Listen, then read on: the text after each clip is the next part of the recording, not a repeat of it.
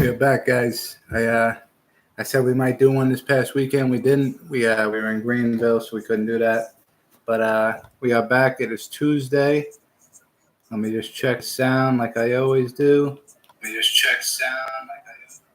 can hear it back twice. We got it. We are live. 241 coming up. The three big fights that are on there. Stipe and DC for the heavyweight championship. The rematch. Nate Diaz versus Anthony Pettis, Showtime Pettis. And then Paulo Costa versus Yoel Romero. Obviously, the big three fighting on this card. But it's got a lot more depth than that what meets the eye. We'll talk about that, I guess, before all the fights. I'll go over that. Clay Collard was supposed to fight Devontae Smith. He just backed out of the fight. I think Devontae Smith already has a new opponent. I can't pronounce his last name, so I won't bother. The main point is that Devontae Smith will still be fighting on this card, which is a good thing. Then you got Rafael Sunsao, Corey Sandhagen, Manny Bermudez versus Casey Kenny. You got Takar Close on the card, Hannah Cyphers, Brandon Davis. It's going to be a very, very, very good undercard, along with these great three fights going into the main card. I'm going to predict the entire main card here for you. Let me just pull all this up. Get everything shared really quick. The first fight of the night. It's surprising to me that Derek Brunson would want to take a fight like this so quick on the streak that he's on. It's going to be Derek Brunson versus Ian Heinisch. Brunson 19-7, 11 knockouts. He's never been submitted. 5 out of 7 of his losses are by knockout, so I guess you live by the knockout, you die by the knockout. He's 1-2 in the last 2 years, dating back to 2018, 2019. His last fight was a decision win over Elias Theodorou. He's also got wins over Chris Lieben, Lorenz Larkin, Sam Alvey, Uriah Hall, Leona Machida. He's got losses to Adesanya and Jacare were the two most recent. And he's lost to Jacare twice in his UFC career. Anderson Silva lost to Rob Whitaker and Yoel Romero. So he's in good company. He's lost to some pretty good guys. You know, there's nothing to be ashamed of as far as Derek Brunson's losses are concerned. Ian Heinisch is 13-1. His only one loss was to Marcus Perez in LFA via triangle choke way back in 2017, so about two and a half years ago maybe. I think it was early 2017. He's 2-0 in the UFC. He's beaten Cesar Ferreira and Antonio Carlos Jr., who I was very high on. Antonio Carlos Jr., shoe face they call him. Unfortunately, he took his loss there to Ian Heinisch. Ian Heinisch's a beast, man. He comes out there, he tries to finish the fight. There's no doubt about that. But Derek Brunson's a very good wrestler. Ian Heinisch's one loss is via submission. Even though I don't think Derek Brunson will be attacking the submission as much as he probably should, I think he probably will wrestle his way to a decision there. So I got Derek Brunson. I don't really like Derek Brunson either, so I can't really even say that I want Derek Brunson to win. But I think Derek Brunson's going to take that by probably just wrestling his way to a decision, to be honest. Next fight would be Gabriel Benitez and Sadiq Youssef. Sadiq Youssef is a Contender Series alum, just like Ian Heinisch. And we're not going to pay attention to this first fight here. I'm actually going to watch the first fight, but we're not going to commentate or anything on this first fight. Maybe not even the second fight, but I'm just going to go over the predictions really quick, and then we'll start commentating the fights. Benitez versus Youssef. Youssef, of course, Dana White Contender Series alum. 9-1. He beat Mike Davis on a Contender Series, who is also now in the UFC. He's 0-1 in the UFC. He's got that loss to Gil Burns. I think Sadiq Youssef, his only loss was a knockout loss to Luis Gomez back at Titan FC 2017. And then his 2 UFC wins are against Suman Mokhtarian and Shimon Moraes.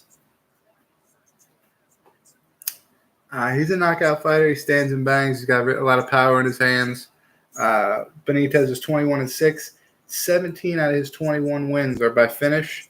His last fight was a slam knockout over Humberto Benede, who we just seen lose to Luis Garagori last weekend. And where were they at last weekend? Argentina. Not Argentina. Uruguay. Sorry. Montenegro, Uruguay. Benitez is 5-2 in the UFC. He's got 10 submissions. It's kind of like your standard submission fighter versus striker. It's can he get him to the ground? Can he try to work his submissions in, or is Yusuf going to be able to stand and put him away standing? And that's what I believe is going to happen. He's a younger fighter. He's more hungry. He's more hungry to make an impression on the UFC. Will be Yusuf, but I also do believe in Benitez's ground game. And he does. He's not like he's like the worst striker. He's not like Ben Askren or like Damian Maia or something like that. Stand up. He's got good hands. Excuse me. It's just I think if it comes down to a fight where they're going to be standing and banging with each other, I think Yusuf is going to be taking that fight pretty handedly. If I'm going to be honest. So there's only 2 fights before those big 3. Next would be the Yoel Romero-Paulo Costa fight, which from here on, the stats kind of get slimmer and slimmer. Romero's 42 years old. It's actually pretty interesting, his career. He's 42 years old, jacked beyond belief, 13-3. So he only has 16 pro fights. He started his pro career at 32 in 2009. 10 years ago, he started his pro career. He only had 4 fights before getting into Strikeforce. And then, of course, a couple fights into that, he gets into the UFC because UFC buys Strikeforce. He's got wins over Honey Marks, Derek Brunson, Brad Tavares, Tim Kennedy, Lyoto Machida, Jacare Soda, Chris Weidman, which we all see how that went. Luke Rockhold, he obliterated his face. And then he lost to Whitaker twice, both for the belt. His only other loss was to Rafael Calavante, which was his 5th pro fight. He got knocked out by Calavante in Strikeforce, which ironically was a Strikeforce debut, his 5th pro fight. And Cavante's he's no slouch either. He's big in the UFC at one point. He's had a pretty lengthy UFC career, caught there and then lost twice to the champion. You got to think Yoel is definitely one of the top 2 or 3 middleweights of all time, only fighting from 32 to 42 years old. It's pretty incredible, and he still looks young as hell. He still is ripped. He still looks physically able to fight. He doesn't look like he's on the back end of his career, like, say, Daniel Cormier. Even though Daniel Cormier is still producing, you could see he's not going to be able to cut down to 205 anymore. He's a bigger guy now. He's got the gray hair coming in and shit. I know Yoel does too, but Yoel's just kind of a different physical specimen than Daniel Cormier. I think that's where the youth, the going into your late 40s fighting is going to come into play for Yoel. I don't think Yoel retires anytime soon. Maybe in the next 2 or 3 years, maybe, but I think we could definitely see a 45-year-old Yoel Romero in the UFC without a doubt. 3 more years, Yoel Romero, I could definitely see it. Stipe KOs DC. I fucking hope so, Greg. I really do. I hope Stipe gets his revenge, and then I hope DC retires, to be honest, because I don't want yeah, you kind of beat me to it. I was going to read Costa's stats off, but I think Yoel is definitely going to knock out Paulo Costa. Costa's only 12-0, 4-0 in the UFC. His only wins are against Johnny Hendricks and Uriah Hall, are always real notable wins. 11 out of 12 of his wins are by knockout, but 11 out of 13 Yoel's wins are by knockout. So I think it's going to be a stand and bang type of fight, which I don't think is what Costa wants to do with Yoel Romero. Even if he decides he doesn't want to stand with him and he wants to take him down, Yoel Romero is a great wrestler. It's not going to end well for Costa at all. I definitely got Yoel winning. I wouldn't put $1 gazillion on knockout because I think he might take him down. Rear naked choke. I think a decision even might be in the cards. Kinda. He doesn't have. I don't think he has nearly the explosiveness as Yoel Romero. I think the person that I would compare Paulo Costa to is a fucking jack huge version of Darren Till. He's got he doesn't have the same stance or he doesn't have the same type of striking, but he's got like power striking. He picks his shots. He's not the explosive machine as a Yoel Romero or Robert Whitaker. That's not what his game is. You look back to his fight against Johnny Hendricks, it's just him picking his shots and throwing big power punches in there until he could put Hendricks away. So it's a little bit different than Yoel, but I think if you're saying as far as like how jacked he is and he's still a middleweight and he's knocking everybody out, then yeah, he knocked out Uriah Hall, Johnny Hendricks. So in that sense, yes, he's kind of like a young Yoel Romero, but not as far as fighting style.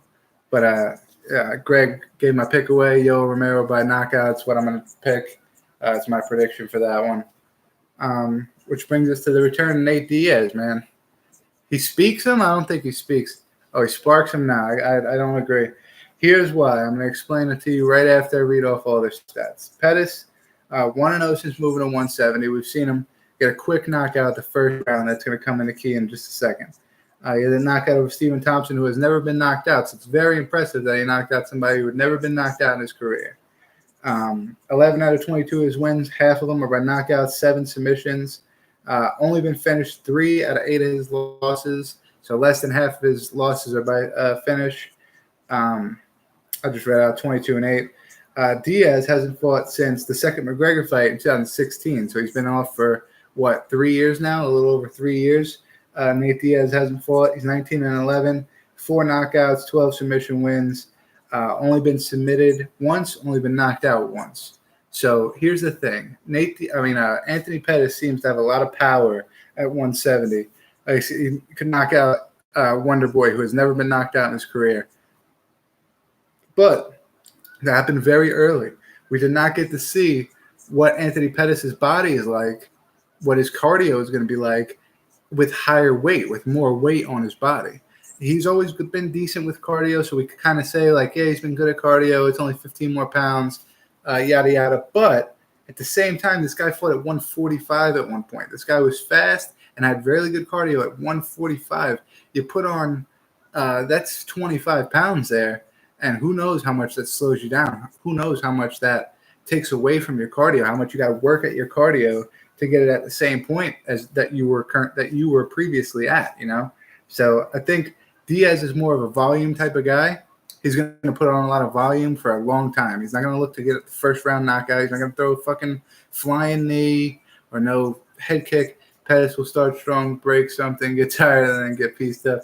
That's what I think. I mean, I don't think I'm not going to wish for him to break anything or anything like that because he is prone to injury. I went to seeing him fight in 2016 or 17 in Norfolk, Virginia, and he broke his ribs. Dustin Poirier had a tight body lock on him from the top and broke Anthony Pettis' ribs. So he's a little bit prone to injury, but I would never wish an injury on him. But I do see that. I do see maybe he tries to go really hard with the power. Diaz got a granite chin. Hopefully he didn't lose that granite chin. Maybe Pettis, I'm not going to say maybe breaks a hand or something like that, but I do think he gets tired. And maybe the second round, halfway through the second round, third round, that volume of Diaz, that not stopping, that constantly coming at you, constantly throwing punches, could become too much. And I think the one time, what's happening, James, the original music, I was like, what is he talking about? The original music, that's your name now. What's happening, James? That one punch power that Pettis has, I don't think he's going to be able to use against Nate Diaz. It took Thompson 2-3 rounds of that power, and then he finally landed that head kick that didn't knock Diaz out. He only stunned Diaz, got him on the floor, and then hit him a gazillion times to make the ref stop it. I mean, you got to recover. You got to give him some recovery time, which if Pettis does land something like that, I do agree. It's going to be later in the rounds. He's going to come out strong, very strong. Diaz with the granite chin, he's going to get flustered. I don't know what to do. Eventually, he's going to land something probably later in the rounds. And if he does, and Diaz does get hurt later in the rounds, he won't have that same energy to finish like Josh Thompson did. You know what I mean? A much lighter Josh Thompson who came at him, and when he hit him with that head kick, hit him, I'd say, gazillion is probably a overstatement, but I would say probably at least 30 to 40 times with this little baby speed punches to try to get the ref to stop the fight. So, and Nate never went out. So, just like Mike Perry, who can brag that his nose is turned sideways, but he's never been knocked out. Diaz the same way, man. Diaz never been knocked out. Although he has that one knockout loss, it was a TKO. It was not a knockout. If he had a normal chin. What's a normal chin? That's his normal chin. That's his chin. You know what I mean? I think Diaz beats Conor McGregor 9 times out of 10. They fought 10 times. Diaz beats McGregor 9. It's a different style, bro. It's a completely different style, and we've seen that easily. Conor McGregor can get defeated striking if there's a dominant enough wrestler, jiu-jitsu player, any kind of ground game person in front of him. He is very susceptible to being outstruck, which he did. He got outstruck by Diaz in both fights, in my opinion. Khabib, who's not a striker at all, actually landed some good shots and knocked Conor down because Conor was so scared of the takedown. Like when people have that second go-to, when they have another option other than striking, McGregor normally loses the striking exchanges. So that's why I feel like 9 times out of 10 Diaz would beat him, just because he has the ability to where if he wants to fake a takedown, you know what I'm saying, just check him, shoot, grab a leg, come back up, throw some strikes. His best skill is taking a beating with a steel chin and tiring out his opponent. I don't think so, though. I mean, he's an extremely good boxer, dude. Like, I agree, he takes a good beating. If he's got to take a beating, if somebody is honestly that much better than him, he could take a beating and get him tired out and win in the later rounds. But doesn't lead itself to more than 2 rounds. Yeah, that's kind of what I'm getting at too with the stance for Conor McGregor. He can't go deep in the rounds with Nate. If Nate takes him any deeper than the second, third round, it's over, man. It's over. McGregor can't handle that cardio for that long. He can't do what he does in the first round for 5 rounds. It can't be done. I know he did it against Diaz at one time, but even then, even after the second fight, you seen how drained Conor was, how much took out of him for that second fight, going those 5 rounds with Diaz.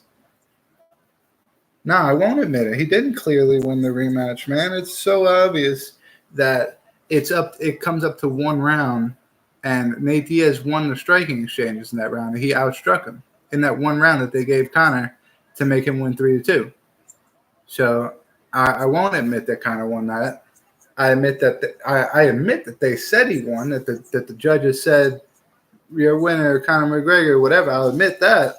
But I won't admit that I think he won, just like I won't admit that Vicente Luque beat Mike Perry. Mike Perry won the first and the second round. Vicente Luque could have won the third round because that flying knee or whatever the fuck happened, and he got taken down, he got put in the fucking guillotine or whatever the fuck. But, dude, Perry won that fight, and because they're in Uruguay, and because that knee that broke his nose, and because of the guillotine choke at the end that sprayed all the blood out. But it is, though. Pillow fist, pitter patter, whatever you want to call it. It's volume. If you've never been hit by those punches, they get through, dude. You've seen him. He knocked out Gray Maynard with a pillow patter straight, with just a slow, lackadaisical through the straight in there, landed right on the chin. Gray Maynard goes down. It can happen, man. It doesn't matter that it doesn't look like it's a lot of power on there, or it's not a Conor McGregor left hand, or it's not a spinning wheel kick from Edson Barbosa. It doesn't matter, man. If he lands correctly in the place that he's supposed to land, he could put somebody away. And if he's out striking you with those strikes, whether he's landing on the right spot or he's just landing those punches, it still counts. It doesn't matter that you're not throwing power. All right, Nate Diaz throws 150 strikes, lands 150 punches in a fight. Conor McGregor lands 50. All 50 of Conor McGregor's punches are power punches. All 150 of Nate Diaz's punches are pitter fist, whatever the fuck, strikes, and they'd never hurt Conor. Nate Diaz still wins. He outstruck him by 100 strikes, bro. You know what I'm saying? Like he put more volume out, and whether it affects the fight or not, Conor couldn't put Diaz away. And if you can't put Diaz away and you got outstruck, and the numbers say that, and you got outstruck, then you lose, man. It doesn't matter about the power. The judges are not supposed to judge on power. There's like 3 or 4 criterias that they judge on: octagon control, significant strikes, control time, something else. None of those are power of your strikes. None of them. Damian Maia wouldn't have won any fights that he didn't finish. He wouldn't have won any decisions in his career, you know? Got done with a jog? You're drunk, bro. You're drunk. That dude was like 10 seconds away from having a heart attack after the fight. He could not breathe in the 5th round, Conor McGregor. What happened with Conor McGregor after fucking 10 rounds, 10 2-minute rounds? That's 12 minutes. 10 2-minute rounds. He looked like he was going to heel over and kiss Floyd Mayweather's feet. That's 12 minutes. There's 15 minutes in a 3-round fight. In a 3-round, not in a 5-round, a 3-round fight. There's 15 minutes. He went 12 minutes and looked like he was going to throw up all over Floyd Mayweather's shoes. He has no cardio, man. Looked like he went for a jog. Looked like he went for a fucking marathon that he was forced to go on. He had no choice to go on and was getting chased by fucking dogs the whole time. That's what he looked like after the fight. He looked like he was fucking about to die. You know what I'm saying? He didn't look healthy at all after he went for a fucking jog.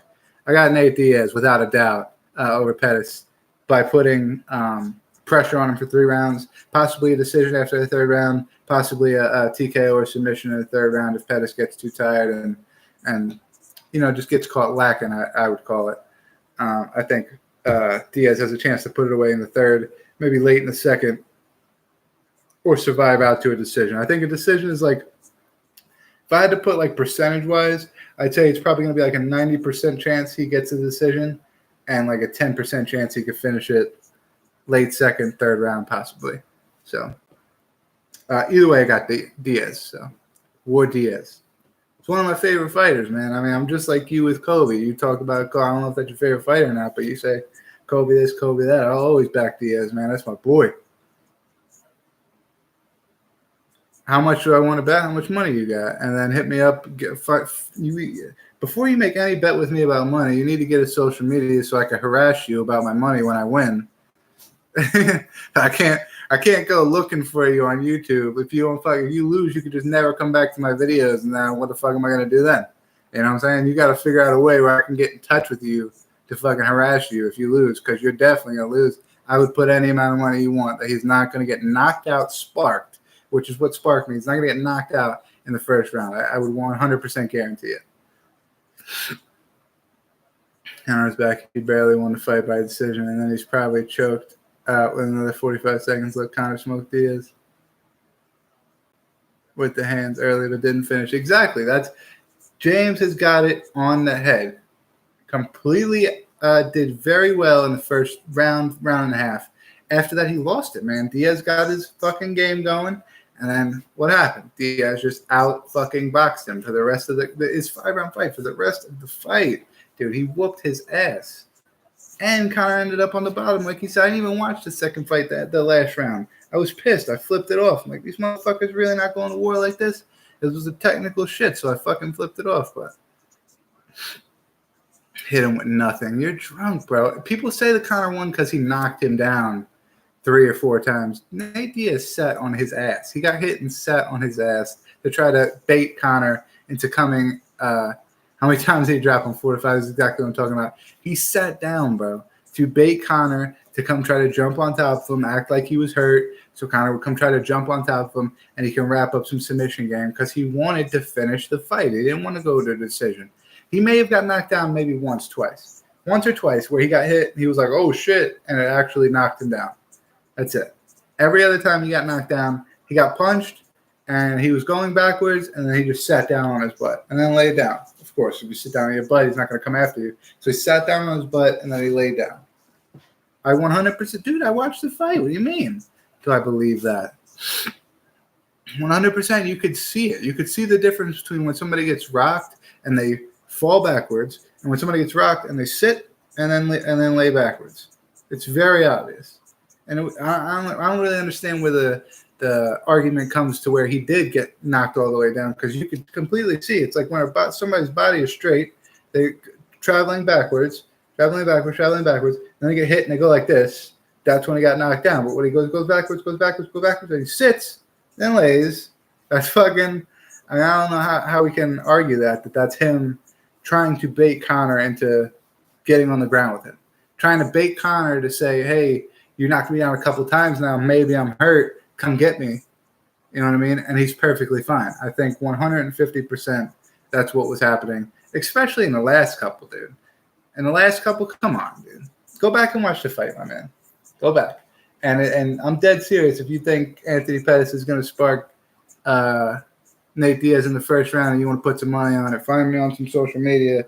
Hit me up so we can make it official, and I'll bet anything he will not get knocked out in the first round. He didn't. That's what I'm trying to tell you, bro. He didn't get tagged hard. He's got a granite chin. You've seen all the damage that Nate Diaz has taken in his life. You think those specific jabs, that one straight that he got hit with, that little baby straight, that wasn't one of those Conor McGregor left-hand straights. It was kind of like a little just check to see where you're at straight. You think that's going to knock him down? You think that's going to tag Nate Diaz? No, man. It's not. That's not how that works, bro. Nate Diaz is too tough for that, bro. He sat down. 100% sat down. But you guys are too hyped up. I picked Diaz. You want to bet me on fucking social media somewhere, Twitter, Facebook, or Insta. I'll give you all my tags. You add me, make sure I know it's you, and we can make a bet on it. I swear to God. DC and Stipe, I already told Greg earlier. I got Stipe. I want Stipe to knock him out. Revenge. I'm biased there because I don't like Cormier. Cormier's a wrestler. Obviously, Stipe is a stand-up guy. Stipe hasn't fought since last time he fought DC, which was back in, July 2018. DC's fought one since then. That was last November against Derek Lewis. 22-1 is DC. He's only lost to John Jones. So it's easy to say if John Jones was never created in a lab somewhere, that DC would be undefeated his entire career and be known as the greatest heavyweight or the greatest light heavyweight of all time or whatever. But John Jones is existent. He lost one fair and square. He lost one. John Jones got popped afterwards. So, I mean, I in my book, DC's lost twice. But, hey, 15 out of 22 of his wins are by finish, 10 of them by knockout, 5 submissions.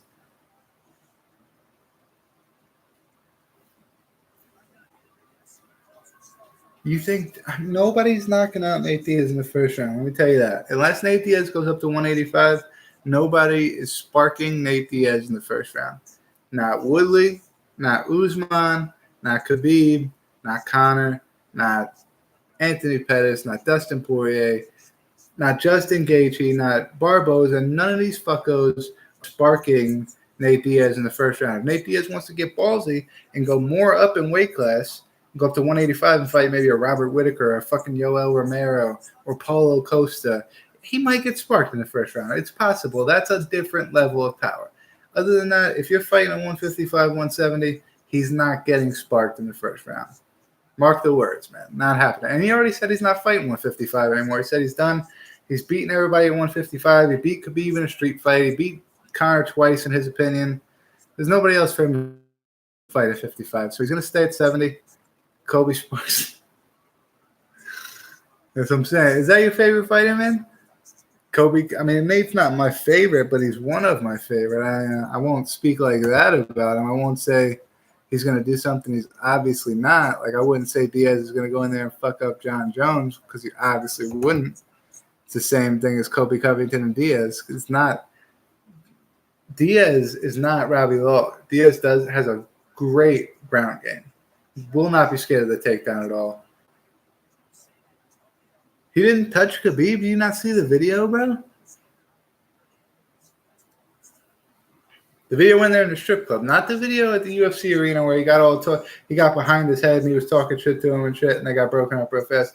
The video where him and Nick fought Khabib and his entire team in a fucking strip club or nightclub, wherever the fuck they were at, beat the shit out of Khabib. I mean, it wasn't like they didn't get that long, but he pieced Khabib up almost like a Jorge Masvidal fucking Leon Edwards type situation. He pieced him the fuck up. Either way, you guys got my picks. I'm going to go to doing the commentating for the fight here. We're second fight in. I picked Stipe just in case everybody missed that. He didn't slap him and run, bro. He pieced him up. He hit him like 3-4 times. And he didn't run. You got to back up. You got like 6, 7 people fucking in front of you, and they're all trying to fight you and your brother standing next to you. I mean, you back up. You create space. You get the fucking. If you've ever been in a street fight, you know, especially if there's multiple people, you never let people get behind you. That's a loss. You're going to lose. People. Somebody gets behind you, and they can hit you from behind, and you don't see it. You lost. So I mean, you got to back, especially just a lot of people. You got to back up. You got to make sure you get everybody in front of you in your vision. Duh. Come on, man. Come on, man. Ray Rodriguez. Who's Ray Rodriguez fighting here?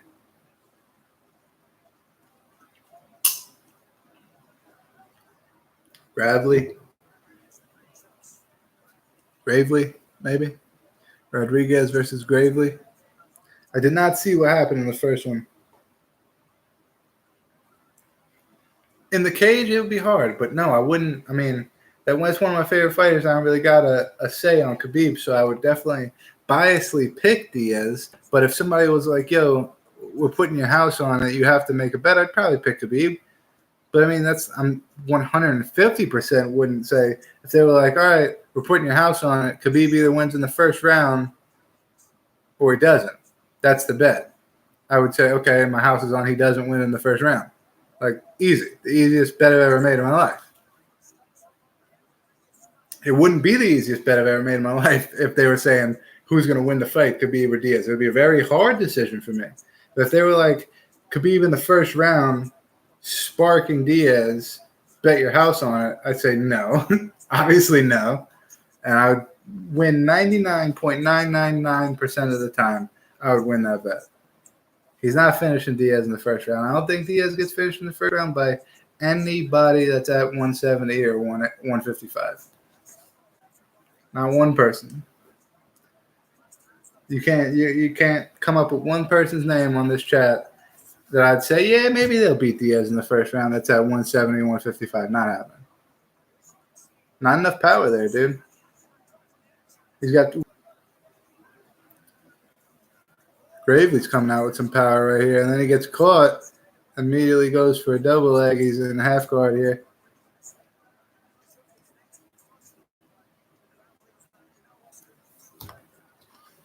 Yeah, Diaz is one of my favorite fighters. I like all the real fighters. I like guys that are like, I don't like the fakeness. That's why I show. I never like the performance shit. You know, the Kobe Covington, the Conor McGregor, the Ben Askren, the Henry Cejudo. I don't like that shit. You know, I like Nate Diaz, Mike Perry, Masvidal. Fucks with those guys. You know what I'm saying? Stipe, I fucks with Stipe. He's a real dude. I'm not just saying I like the gangsters, because Stipe is not a gangster. He's just a real dude. He's a fireman. He gets out there and he says what he wants, says what he means, and fights like a motherfucker. You know what I'm saying? He goes out there and tries to get it. One of the best heavyweights that's ever lived. Held the belt for one of the longest reigning heavyweight champions of the world. The longest reigning heavyweight champion with 3 defenses. It's one of the best, man. It's one of the best. Cormier's only got 1 right now. So he would have to beat Stipe and then somebody else to tie Stipe. Then he would have to beat somebody else after that to break the record, which would mean he's obviously got to fight past 41. Jones versus Stipe would be dope. Stipe win on Saturday. Jones not fighting at heavyweight. Stipe can't make light heavyweight. It would be sick, but Jones already. I don't know if you've been watching Jones' interviews as of late, but Jones have said that he's not fighting at heavyweight. He's, and I kind of agree with what he's doing, because he's saying that he's an OG, he's an originator of mixed martial arts. When you're an originator, you clean your division and you become the king of that division. Anderson Silva, yeah, he fought at light heavyweight after he lost the belt, but while he had the belt, while Anderson Silva was Anderson Silva, when he was the Spider, when he was beating everybody, he was at middleweight. And it didn't matter how many people he beat. It didn't matter that they were like, oh, who are you going to fight next? And they just started throwing fucking anybody at him. It didn't matter. He was going to stay at middleweight because he was going to prove himself to be the king at that division. Same thing with GSP. GSP fucking fought 170 his entire career. He didn't fight 185 till he came back after retirement, after he gave up his 170-pound belt, and he came back, and that was just because that was a winnable fight for him. It was a chance to become a double champ, yada, yada.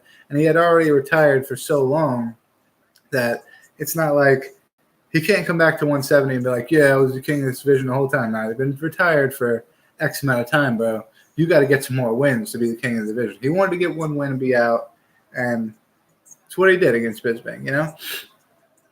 Prior to that, when he was the champion, when he was beating this guy and this guy and this guy and this guy and this guy, and they didn't know who to give him eventually. He was at welterweight. He was fighting 170, and he wasn't moving.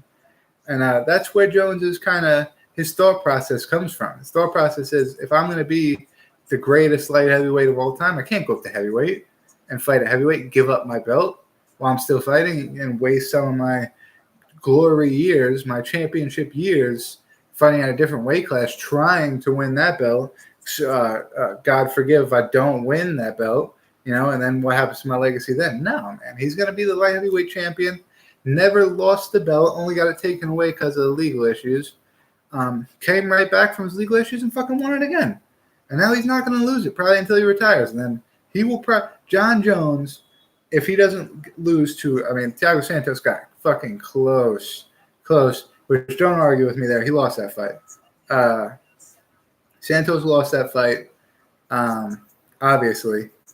But if somebody like that comes along and edges over a win against John Jones, it could be the end for John Jones, because I believe in my heart John Jones wants to fight light heavyweight until the day he retires. He wants to be the champion until the day he hangs it up. And he wants to hang it up and have next guys fighting for the whatever you call it, light heavyweight champion, you know, where nobody's the champion and there's just two guys fighting for it. I don't know. I can't think of the word right now.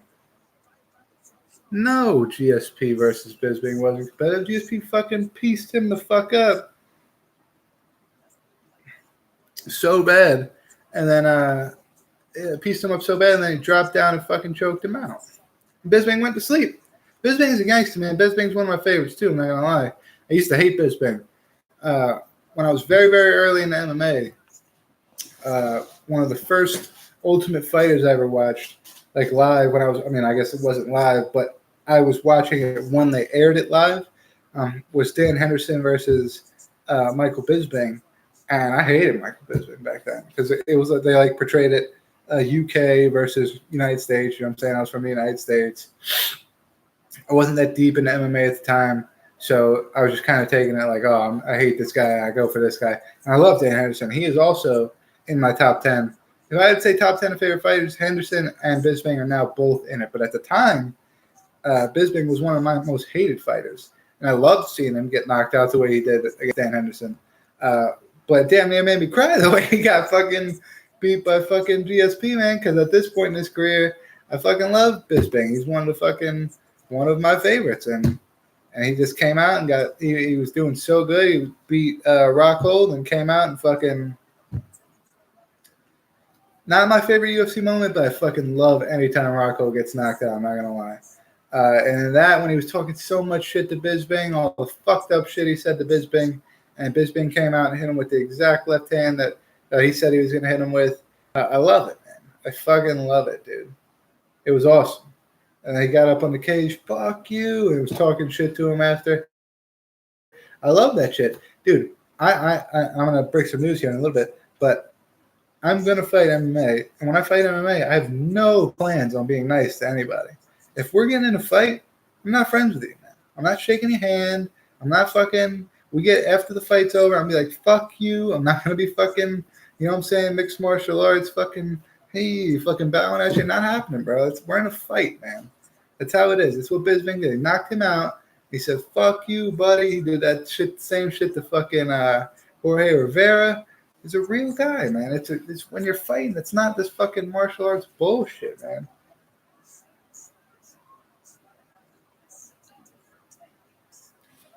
And don't get me wrong. I love that there's some kind of lineage in mixed martial arts and there's some kind of respect that people think it's like a sport. So, like, they go in, they shake the hand, and they bow to each other, and they help each other up and shit. It's all cool. Not raised that way. I was raised to have respect for people, but and my parents never taught me how to act during a fight. But like the way that I raised myself, yeah, I hear you. There's no need to be a prick unless there's beef. But at the same time, you're getting in a fight with somebody. Like, I always thought about myself, too. Like, unless I got beef with the guy, I probably wouldn't do a Bisbing dead. Be like, fuck you after the fight and shit like that. Like, Jorge Masvidal did. He was tapping on the thing and shit. I probably wouldn't do that type of shit. But leading up to the fight, we're not friends. I'm not going to be friendly with you. We're about to fight. I'm saying we're going to go in a cage, and we're going to try to hurt each other a lot. You know what I mean? So I don't care if there's beef or not. I don't care if we used to be friends or not. If we're going to go in this cage and fight, there's no friendliness towards you whatsoever. I'm going to act like you are my enemy. There will be no glove touch. There will be no handshaking. None of that shit. After the fight could be a different story. I might shake your hand and say, hey, man, it's a fight out there. I'm not going to be nice to you beforehand, but good shit, respect you, yada, yada, or whatever. I might say that shit afterwards. But beforehand, none. You know what I'm saying? None of that shit. And there's not much people like that. There's Nate Diaz. Nate Diaz is like that. Even Mike Perry's kind of grown into like he's gonna respect you. He's gonna come out and shake your hand, do this and that. If there's no beef and yada yada. Fucking Nate Diaz ain't giving you shit, boy. He don't give a fuck who you are. You didn't get no glove touch, nothing like that. Even with Conor McGregor, after the fight, shook his hand, respect you, yada yada, in both fights. But before the fight happens, are you trying to get your emotions up? Are you trying to get ready for a fist fight where you're gonna hurt somebody and they're gonna try to hurt you? There's no being friendly, man. You know what I mean? And the rude news I wanted to break is I was in South Carolina and this fucking American Top Team Low Country in Charleston. Everybody knows American Top Team, Dustin Poirier, Joanna Jędrzejczyk. A lot of great fighters fight at American Top Team. I think Masvidal, Yoel Romero. But I'm going to start going out there and training in Charleston at American Top Team here. So that's going to be a big step for me and hopefully going on to sometime next year getting my first fight. But I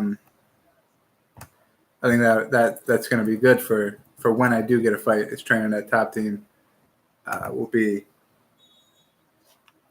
I wouldn't say like a good start for the career, but it's just going to be good to learn from certain people that American Top Team feels comfortable hiring. Because I know it's not going to be the same people that coach Poirier and these people because they can't be in Charleston and Florida at the same time. So I understand that. But at the same time, they kind of have a standard. Oh, shit, son. Big right hand lays fucking Rodriguez on the ground. They have to have top-notch, high-level coaches in there to teach. So I think it'd be a great place to learn, to be honest. And it's going to be fun. It's going to be really fun. I can't wait. They asked me, they said, what's up with sparring and stuff like that? You think they're just going to throw you in there with pros? I'm like, I don't care, man. I don't care about any of that. Let's do it. Let's do it all. Fucking, just for Banana Splitty's trying to get him in here?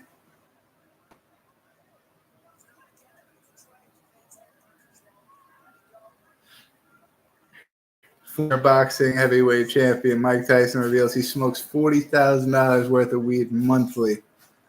$40,000 monthly is $10,000 a week. Oh my god, dude! This dude smokes 5 pounds a week. Mike Tyson. Good lord, B.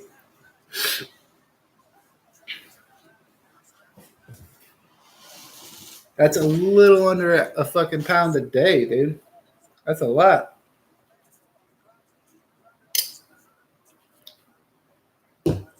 I guess they like to smoke like a. What's the thing now? They like to smoke backwoods. You got to put like fucking an eighth, 5, 7 grams in anyway. So I guess you smoke a couple of those and pretty deep anyway. But shit, 5 pounds a week? Crazy as fuck, man. as Gravely gets the TKO win here in the second round. Good win. Or third round, maybe. I think it was the third round. Tony Gravely. Good win. Didn't see the first one, but that was pretty impressive, I must say. Decent chances to get him to get him a contract. Just depends on, I guess, what the other fighters do on the rest of the card and what happened in the first fight. I don't know why on here I can't scroll down and see the comments. I gotta do it on here. It's bullshit. Bullshit, man.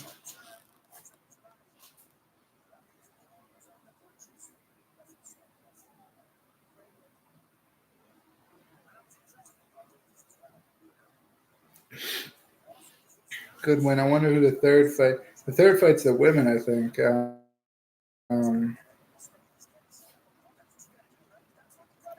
You see this fucking Valentina Shevchenko and Henry Cejudo going after each other. I think that's bullshit that Henry Cejudo goes after all the women. I know it's just a joke, but still, fuck, dude.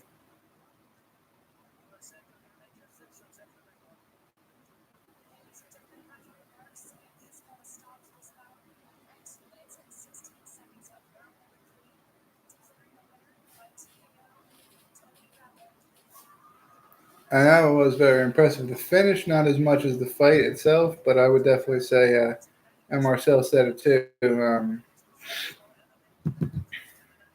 probably going to get a contract here, Tony Gravely.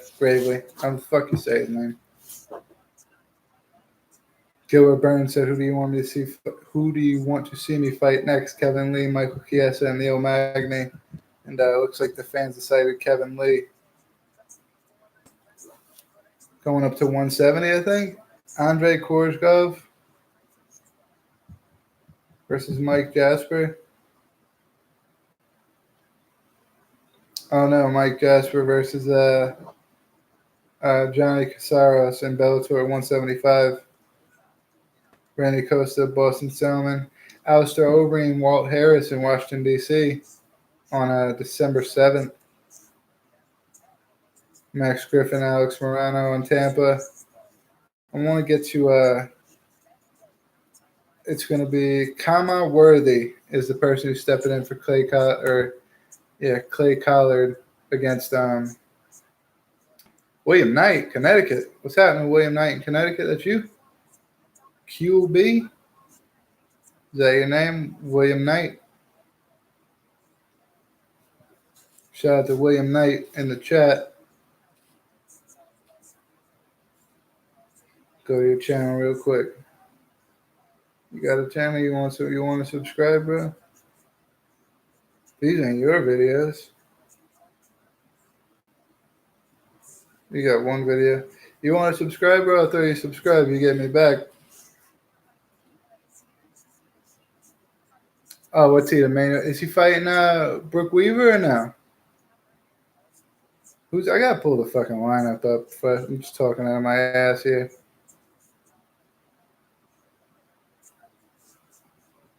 I know Dana posted it. I'm gonna go look at Dana's page. See who William Knight's for. That's your boy though, William Knight. Stay out there in Connecticut. Do you know Eddie Vlecko? Evil Eddie lives out there in New Haven. Let's see, William Knight. Oh yeah, main event. Boys in the main event. I'll pull for him now. I mean, he's fucking dude jumped in my chat. Who's your guy? Fucking Eddie or Knight? If you're rooting for Knight, I'll root for Knight, man. This guy jumped in my chat. He likes fucking Willie Knight. I fucks with Willie Knight now. It's my boy. That's my boy.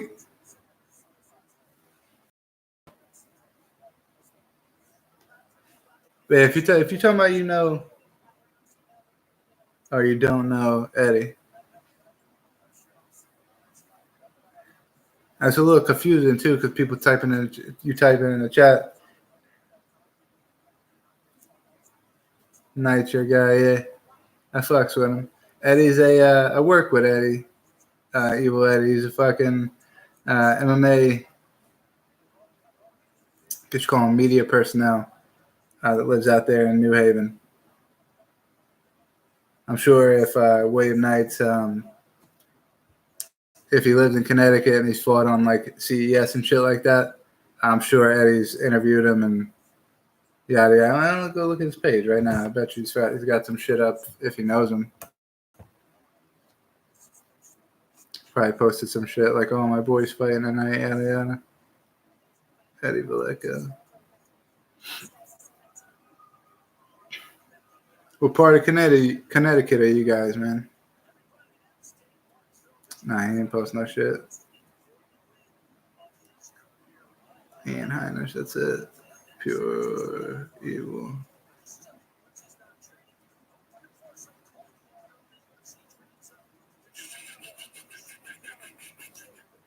Willie Knight, I got Brock Weaver too in the co-main.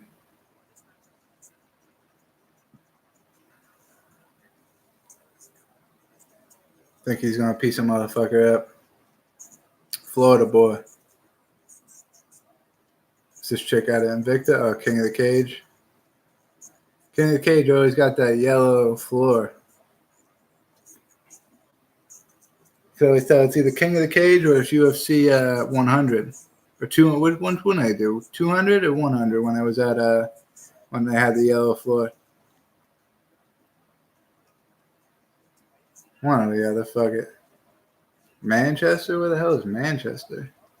I'm originally from Long Island, man, so Connecticut was like just a ferry ride away. Manchester,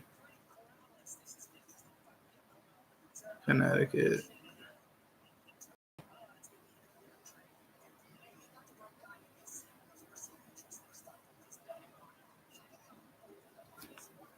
Fucking Wi-Fi's dead right now, son.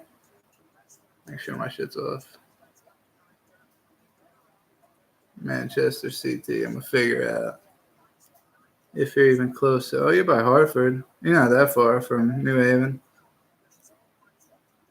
You're in the middle, though. I would never have known that shit's up there. We didn't get anywhere close to that. But yeah, I'm from Long Island, man. The Shirley parts. Got family in West Islip, East Mauritius, Mandeville, shit like that. So kind of close in a way. Cross the water. Feel what I'm saying? Get these chicks fighting. Let's do this, man.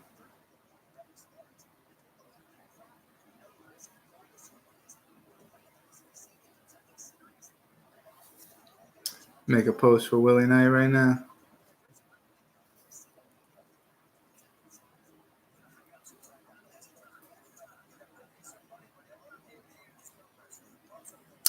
I gotta find my damn Dana White, who's in the Contender series. All information from Wikipedia. Don't go on there and start editing shit, so it's fucking wrong. That's where my info comes from.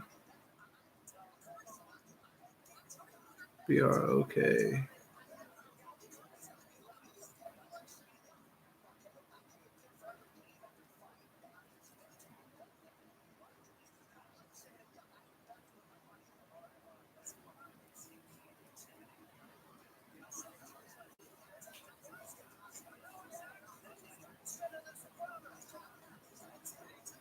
Dana White's Contender series, man. Every Tuesday. They're going to be done with this soon. It's week 8. They only got a couple more weeks left, I think. Good, because I was just on it just now. So let me look.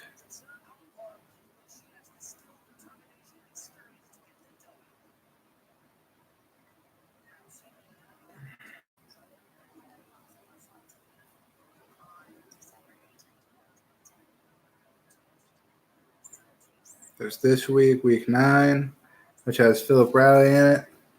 Shout out to Philip Rowley. He's from, he's always in Mike Perry's corner. Been training with those guys over there, Alex Nicholson and shit. Ricky Steele, of course. Steve Garcia. Who is 9-3. Oh, he's fought at Jackson Wink Fight Night and then Bellator. He lost to Joe Warren. Fought a couple times in Bellator actually. I like that Jackson Wink Fight Night shit they got going on out there. Week 10, Impa Kazunagi. Guy from around our area. Of course, we just seen fight. The Island fight. Right here, he fought John Lewis earlier this year. Shot at Impa Kazunagi getting his call to the Contender Series for Week 10. That'll be August 27th.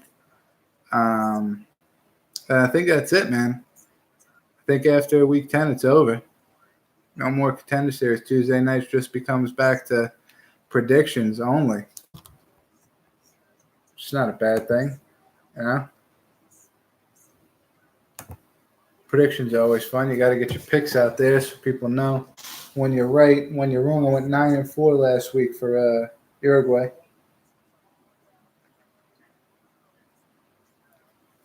Only fight I got wrong on the main card was Mike Perry. Every other fight I guessed correctly. Or I predicted correctly, I should say. I don't really guess. It kind of puts a little bit of research into it. So I wouldn't necessarily call it a guess, per se.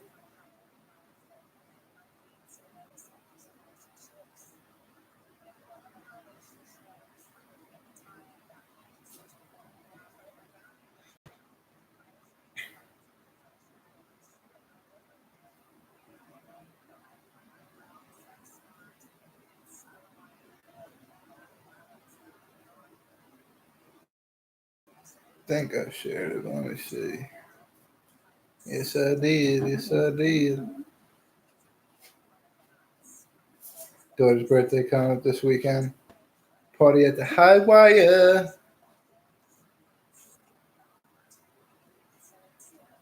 His betting guys who everybody should hate, not Brendan Schaub.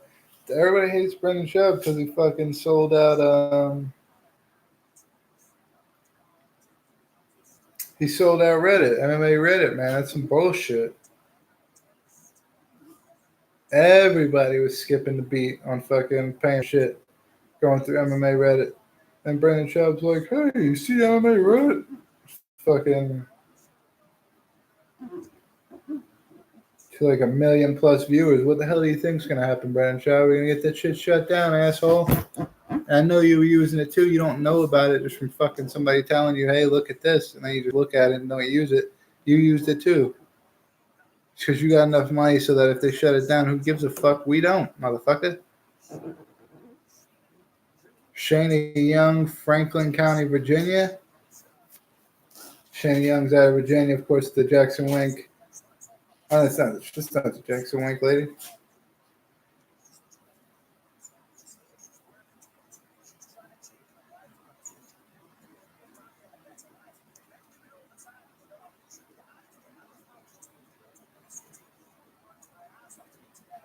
Yeah.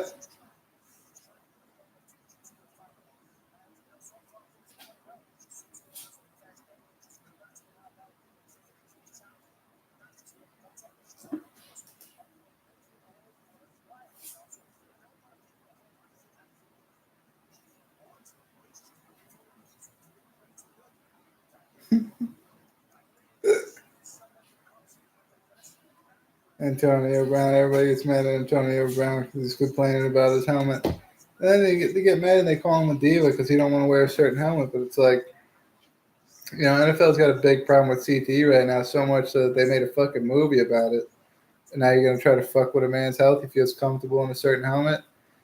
You know, it doesn't hurt him that bad to take shots in a certain helmet. You're going to make him wear a different helmet just because you made a deal with some fucking helmet company. Go fuck yourself. I wouldn't wear the helmet either. I'm wearing my fucking helmet and that's it.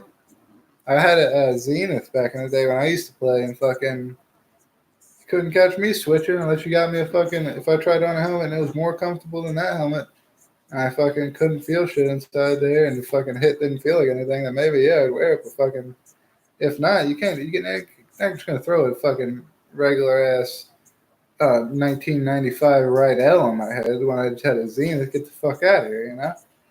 So, I mean, I don't know what helmet company they made a deal with.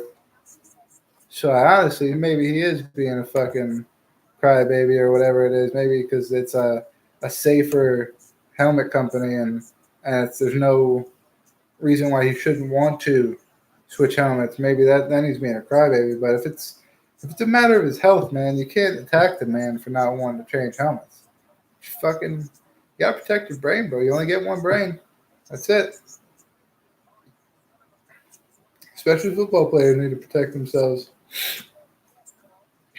Especially football players. Basketball players get paid $40 million a season. No, they're like 20, 30 million a season. You see quarterbacks getting 30, 40 million a season. They only last for so long, man. You got to make sure that your brain can make more money before it craps out, you know? Shane Young, 3 inches taller than Sarah Alper. Alper? I don't got it. I can't call it. I would think 5'7" is just going to piece her up, though, with the length here.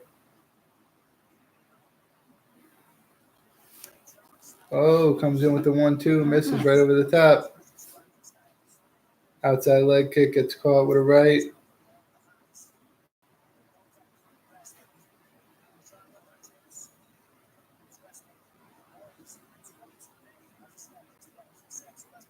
Whip a head kick up there. Oh. Alper is piecing her up, man. And getting in tight so she can't use her length on her. Now she's going for a takedown. Got a single. Pulls her down. Gets on her back. Maybe a little too high. She's going to shake her off the top. It looks like she's falling. Alper is definitely falling off the top here.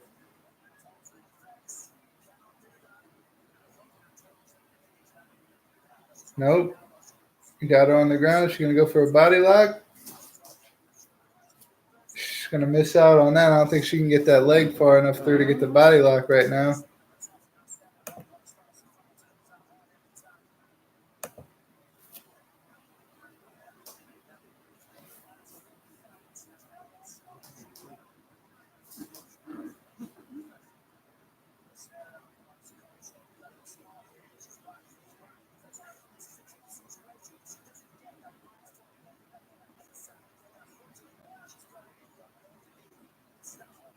She's kind of trying to put her in somewhat of a twister position. It looks like, oh, lost it.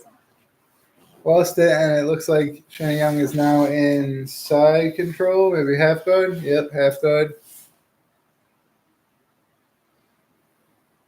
Trying to sit her base down. Oh, maybe looking for an armbar here. Nope. A little bit of ground and pound. Hammer fist here. It's a half guard, but Alper's doing a good job with the putting the knee across as a trying to propel her to reverse her position. Not allowing full half guard to get in. She's not like sitting comfortably in a half guard. She's constantly trying to pass that right leg. Now Alper looks to get up, it looks like. Young grabbing the leg as for a single possibly to try to keep her on the ground.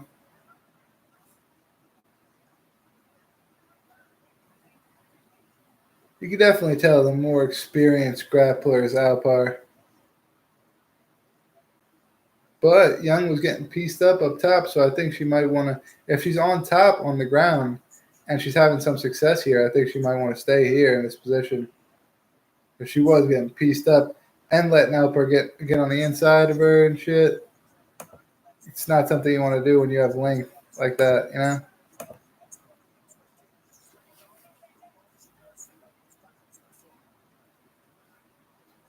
And they separate. Here we go. Ooh, straight right comes in from Young, lands. She misses there. Alper grabs the head, takes her down like a bulldog choke, kind of. They get back up.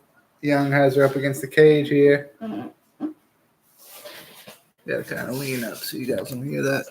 The chair hitting up against the fucking table here. Fucking fun fact: when I first got this table, I didn't know that the legs extended.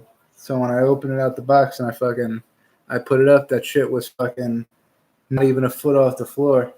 And I was like, oh well, fuck. Who makes a table this small? And it took me like a week to realize, oh shit, I just gotta turn this thing right here and the fucking legs go up. And it's still not that big, maybe like 3 feet off the floor, but 3.5 feet off the floor, but it's better than being that fucking, it was like a fucking footrest when I first got it.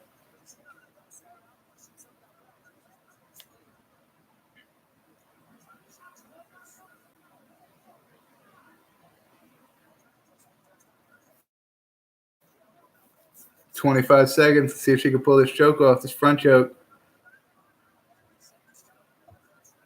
She's gonna try to sit into it. I don't think she's gonna get it. It's not tight enough around the neck, man. You shouldn't even be trying to go for it this hard.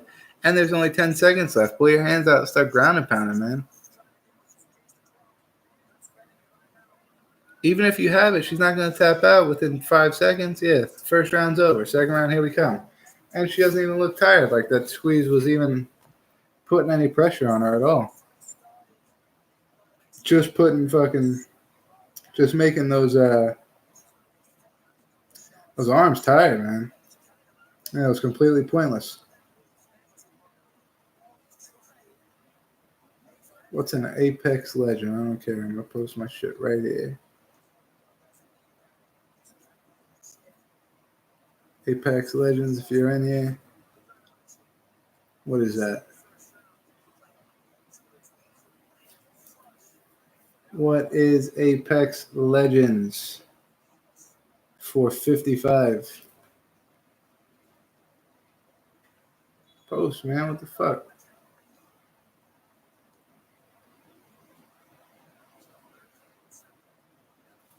Oh, tell me this thing's shit down on me again. There we go. Back in the game. Whoop, whoop. Yep. Just takes a second. I don't know what the fuck's wrong with my Wi-Fi in this crib, man. It's the office, though, dude. Oh, good leg kick there from Alper.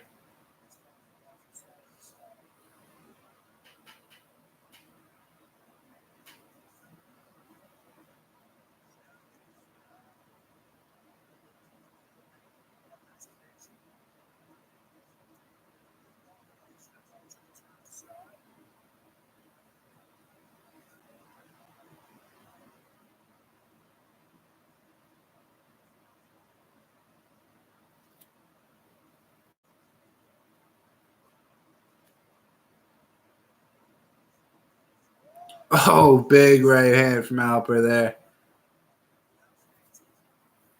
Good Lord, that one turned her whole face sideways, dude. It's another one. That right hand keeps landing. And she's southpaw, too, so it's like it's her lead hand, and she's landing a right hook and just clapping her every time. Good straight right there from Young. Young with the orthodox stance there, so the right that's coming is her power strike. Another 1-2 from Young. As Alper looks to get a trip here. Takedown, yep. Half guard looking for ground and pound here.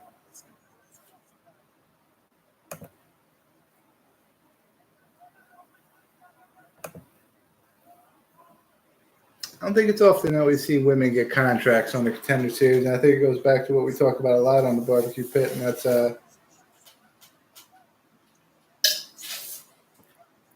women aren't prone to finishes, man.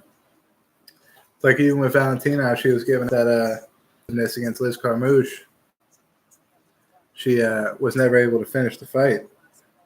If your name's not Amanda Nunes or Valentina's got a head kick knockout on a regular. Andrade is pretty powerful. But there's only a rare few women that have knockout power that, like, when you go into the fight, you're like, oh, she really might knock this chick out, or really might be dangerous in the submission. It's not a lot.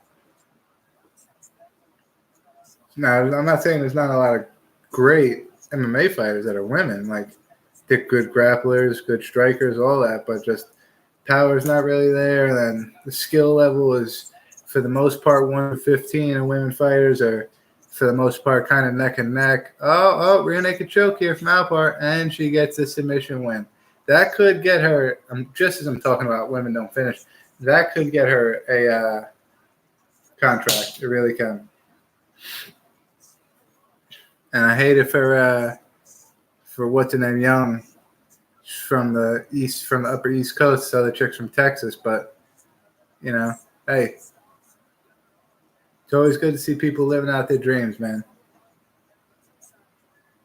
Grappling her ass off, gets that rear naked choke, sinks it in deep. It's cool, man. Lots of emotions in the cage after the fight. Always will be in the Contender Series. That's why I love the Contender Series. It's not just about winning a fight. It's not just about mixed martial arts anymore. It's more about these people who've worked their entire lives to change their lives, to get to another step in their lives. And 3, 4, 5 people a night on it, or a week, every Tuesday night, accomplish that. They actually do change their lives. It's pretty cool to see, man. I must say. Gets me emotional from time to time when I actually do listen to the stories, and then you get like involved in shit, and then you see them win, and you see that maybe their story was with their brother died, or this person died, and they get in the cage, and their father's with them, or their mother's with them, or whatever the case is, and they're just all emotional because they realize what just happened, and I don't know, man, it's a cool thing.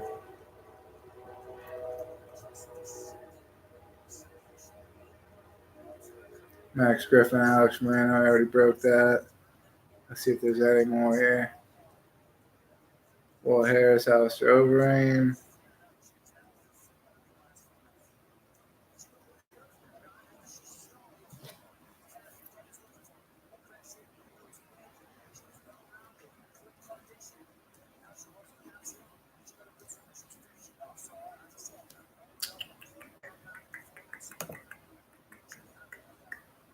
Very excited, shaking everybody's hand. Didn't shake Dana's hand, though.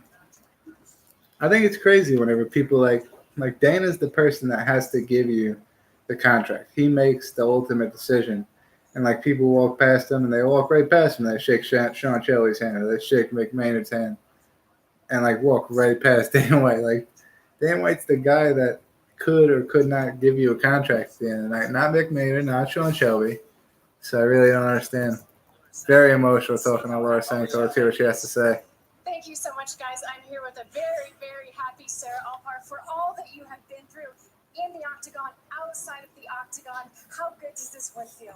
Yeah, I'm on cloud 9. I said to everybody that I'm just going to go to Disney World, so go to Disney World! Woo! When you came out and you were throwing absolute heat from the get-go, it seemed like every time that you were connecting with a shot, it was really affecting her. Did you feel like you had a power advantage in there tonight? Yeah, I really feel like my stand-up can be so much better in the practice room. It's a world of difference, and I want to continue to work on that and be a strong striker. I'm really happy with my ground game tonight. My jiu-jitsu is improving immensely. It was a hell of a submission, I feel like. So absolutely, round 2, you came out, you put that wrestling right. So much emotion. She's like shivering or like shaking almost. Get the better of her on the ground. I was very confident.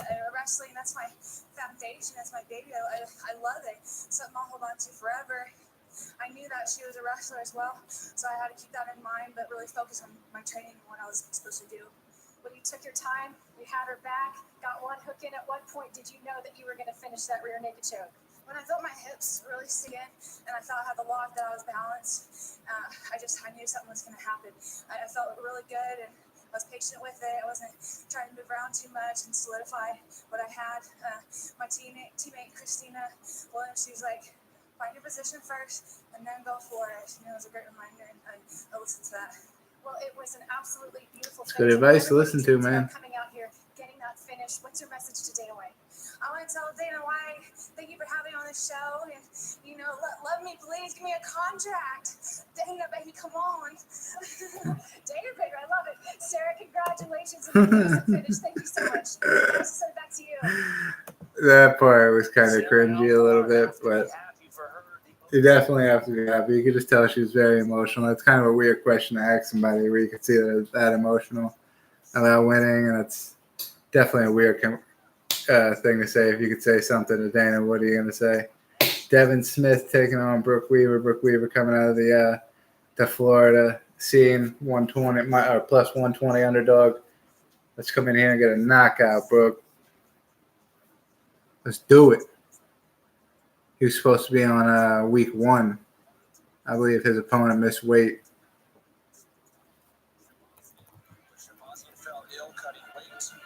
Sunday night, went to bed about 12 o'clock to weigh in Monday morning, but I woke up at 7. I had a missed call from a manager, and I had a number. Today, Sean Shelby from UFC. Stop cutting weight. The opponent said, automatically hit me. I ain't fighting. He didn't say it, but when you get a message like that from one of the big boss man, it's pretty urgent. When I make it to the fight to go watch him that night, he told me, hey, we already found your opponent. Devin Smith from Michigan. He's 9-1. So sad, but I felt relieved, And then we come just like a little mini vacation with me and my wife.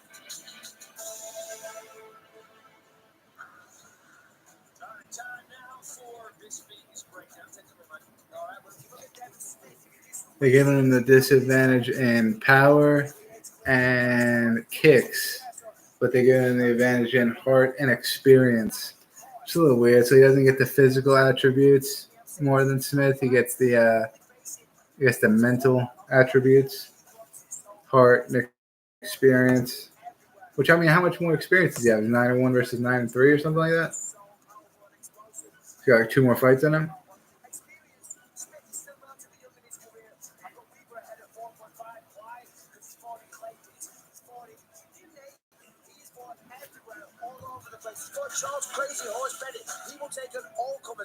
He's fought Charlie Crazy. I gotta look at this guy's record now, man. He's fought Crazy Horse. That's crazy.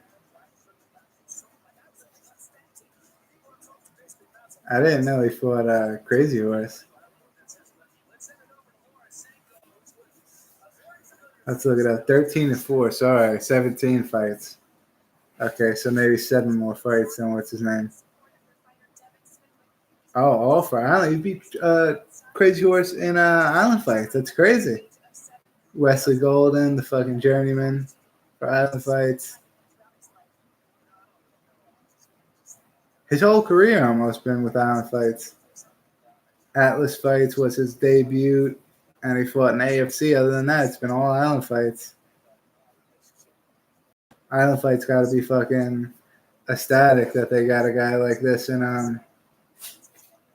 the Contender series again. He went 9-7 as an amateur. Oh Lord. Let's see. He's going against Devin Smith, who was 9-1. Let's see if Devin Smith has fought anybody worth mentioning. Total Warrior Combat he's fought at. WXC. Jay Jackson. I think it's kind of insane that Brooke Weaver's fought Charles Bennett, Crazy Horse Bennett. Also, not really, because Crazy Horse is like, oh my God. Charles Bennett has not won a fight since 2016. He's on a 1, 2, 3, 4, 5, 6, 7, 8, 9, 10, 11 fight losing streak. And he's going to fight next month on the 24th against Kevin Groom. Oh, shit. We can't call him Crazy Horse. We're supposed to be calling him Felony. Charles Felony Bennett. Holy shit, man. I didn't know he went like that. I didn't know he'd been on an 11 fight losing streak. Damn, fucking Felony, whatever the fuck you want to be called.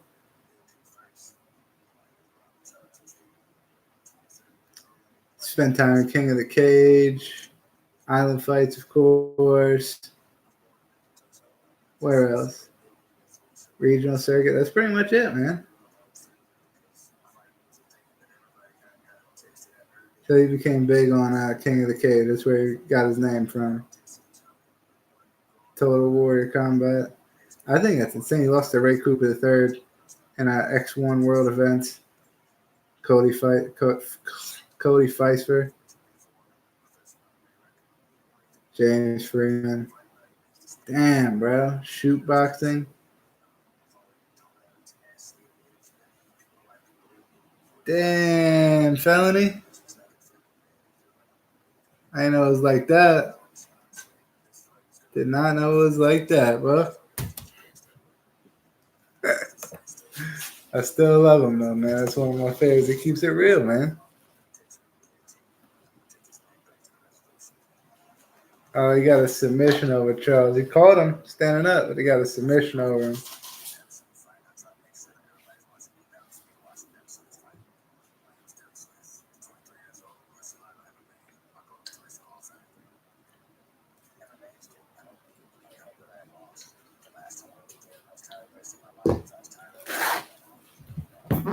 Things that I was doing that lifestyle led me to. That's not the person I wanted to be. That's not the person who I was. You know, when I was leading a lifestyle that I guess wasn't in my blood. You know, and I figured that out when I was sitting in jail, and I was like, man, I could be doing so many more great things with my life. You know, I have a gift. I truly believe that. You know, in terms of fighting, that's what I was put here to do. One of the most important people, especially male figures in my life, is, you know, new Hall of Famer Rashad Evans. He started, I guess, as a mentor with me at age 7. I was at a sort of youth wrestling team called Spartan Lightning, and I remember Chris Williams was the coach, and Rashad and other MSU wrestlers would come in and help the kids out and do all this. And I remember he was one of the only African-American wrestlers on the team, so immediately that was like my guy. Rashad never turned his back on me, and he just believed in me. You know, and it's just a testament to what kind of character Rashad has. It's just truly amazing. From 9-1, It's a weird reason to get an attachment to him. I don't think if I was a wrestler and a bunch of wrestlers walked in and all of them were black and there was one white dude, I don't think I would necessarily gravitate to the white dude unless I unless I felt some kind of connection with the dude or something like that. What if he was nice to me or something? It wouldn't matter to me what color the dude was. That's all you gotta do is make some kind of connection. That's really it. Gives a fuck about the color of the skin, man. It's a little ridiculous. I definitely want Brock Ruby to fuck him up now. Jackson, Alabama is where he's from. I say out of Florida because of the island fight shit.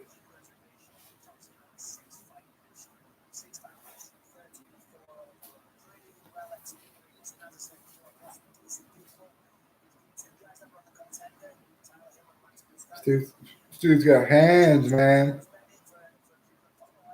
He's piecing up, felony.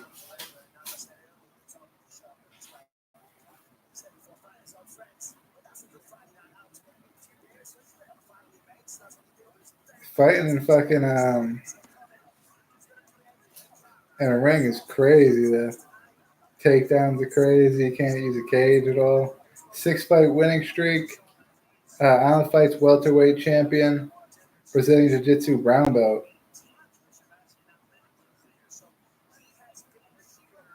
Let's see what Smith comes out, what his stats are going to be like. Brooke Weaver looks very, very intense, like he's ready to go.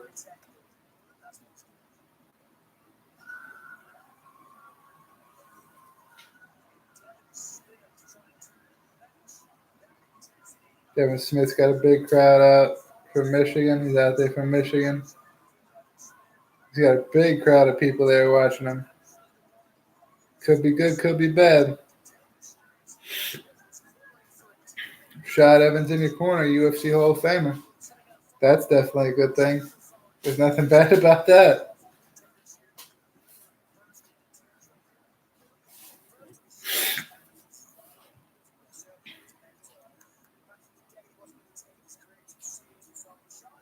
Nothing bad about having a Hall of Famer in your corner. Hasn't lost since pro debut. He's got 1 no contest. TWC Super Welterweight Champion, Michigan-based promotion. 5 wins by submission, which Brooke Weaver has also got a lot of wins by submission, so that should be interesting to see whether they're going to try to keep it standing or they're going to try to take it to the ground. Both fighters know that they have to impress to get the eye of Dana White. Does impress mean that they have to stand and strike, or does impress mean that they're going to feel comfortable with being on the ground and working their ground game? This feels weird on my arm, man. I hope that's not a fucking... I don't know what that is, man. Oh, on that side. 6 foot tall is Brooke Weaver to the 5'9" of Devin Smith.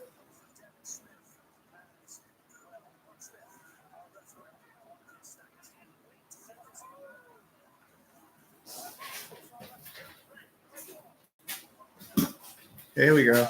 Big body kick starting out from Smith, and he immediately goes for a takedown. I guess that answers my question right off the bat, huh? Weaver looking to post and get back up. And he does. Smith shoots immediately for another takedown. Let's go, Weaver. Come on, come on. Oh, he's running him across the octagon. Damn it. Big slam for Smith. Come on, Weaver. Toss him. Toss him over the top. Great defense from Weaver to start. Don't get your hand caught underneath there, bro. There you go. Get it out. Side control from Smith, who looks like he's trying to catch an arm. Weaver doing a great job just taking some shots, trying to stand back up.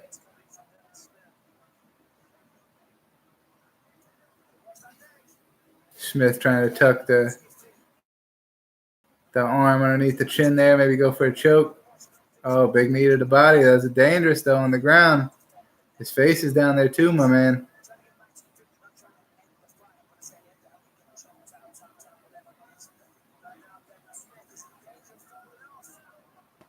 Weaver's got his back, but Weaver's just going to try to shake him off the top there.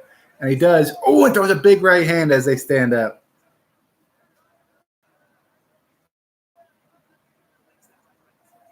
Knees to the body from Smith. One return for Weaver. Body punches from Weaver. This is going to bother me on my arm now for the rest of the fucking day. For the rest of the night, whatever. It's nighttime. Weaver's keeping those knees to the body. He's throwing them.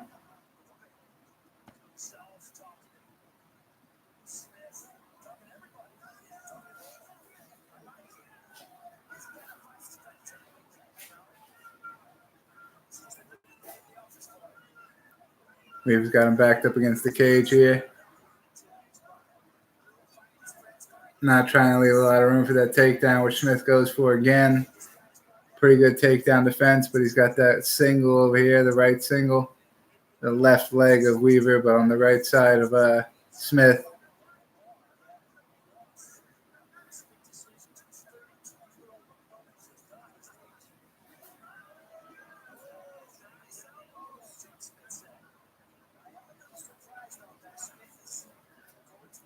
Trying deep on that takedown, man. Weaver's doing a great job defending.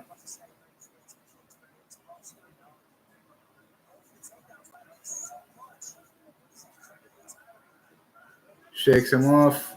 Immediately throws the left hand, connects, but Smith goes for another takedown. Defended beautifully again. Weaver's defending the takedown now. Now Smith feels like he's in trouble here.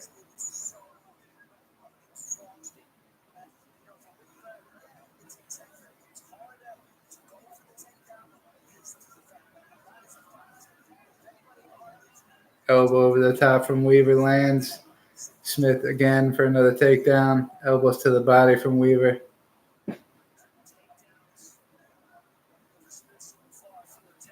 Smith strategically has Weaver up against the cage on the side of his corner. So Rashad Evans, you could see on the side. Oh, standing back up. Weaver gets out again. It's another failed takedown. Let's see. Throw that shit, Weaver. Head kick just blocked.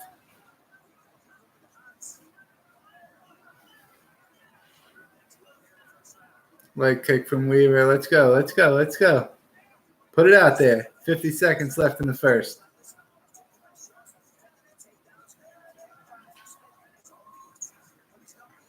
Smith lands a straight right and immediately goes for the takedown again. I don't know what's up with this guy with the takedown, especially when he's landing some kind of offense while they're standing. I don't know why he would keep trying to shoot for the takedown, but there's a float your boat, I guess.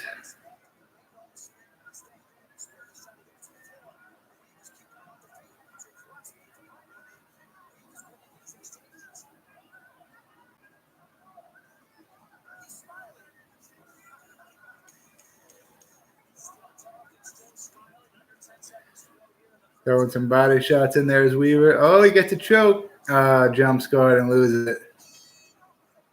First round ends.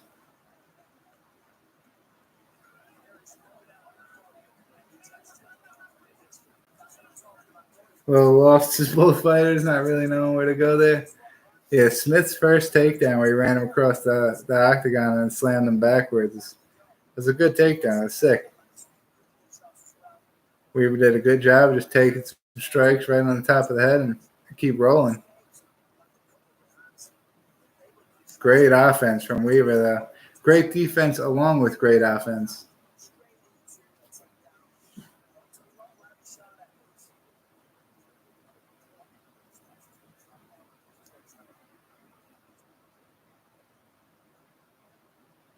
Smith whispers something to his coach there. God knows what he just said. Hopefully it's not an injury. Most of the time when you see fighters in the corner and they whisper something to their coach in their coach's ear, it's most likely an injury, but hopefully that's not the case for him.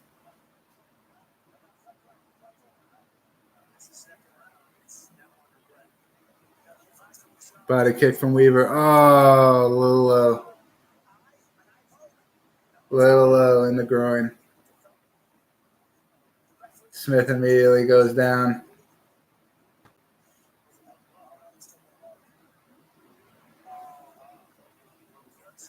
Yeah, it landed right on the cup. Right on the cup. Weaver immediately complains, says it didn't land on the cup. Smith called him a bitch.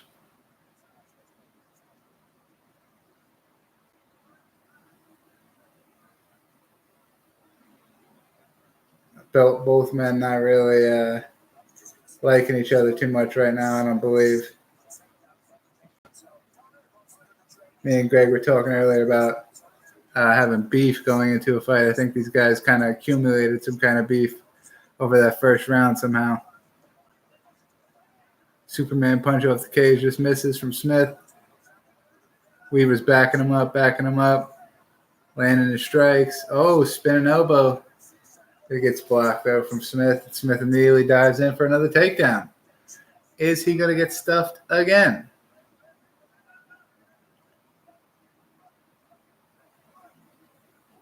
Like, I would hate for this to be what happens with Weaver here. I would hate for him to perform so well and then just have to stuff so many takedowns and no finish happen and that make Dana White maybe look away from this fight as far as contracts. That would. I mean, if I was the guy fighting Smith, that would really fucking piss me off. That you kept going for takedown after takedown after takedown. You're not getting. I'm stuffing you, man, and that's all you want to keep doing. That's fucking stupid shit, man. It's like, quit being just scared to fucking strike with him. It's almost what it's like. Quit being scared to strike with the dude. Weaver going for a takedown of his own. Oh, grabbing the cage. Smith definitely grabbed the cage just there. That's twice now he grabbed the cage. Come on, man. That's 2 takedowns he stopped by grabbing the cage.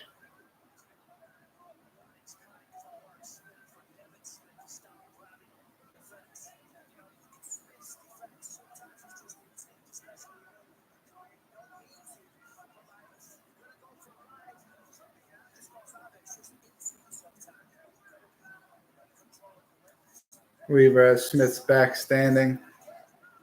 Sorry, I'm messing with my arm, guys. I fucking feel something in my arm now. It's gonna piss me off forever. I'm gonna fuck with it until I get it fixed.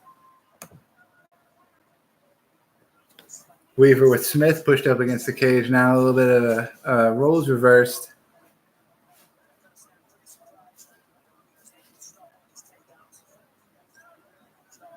Now it looks like it's Weaver just relaxing kind of in a controlled, racking up some control time here. Smith has him in a tie clinch, but it looks like Weaver is the only one throwing the body punches. One knee gets through from Smith, lands on the body. Yeah, Weaver's throwing head. Oh, elbow, short little elbow in there from Smith.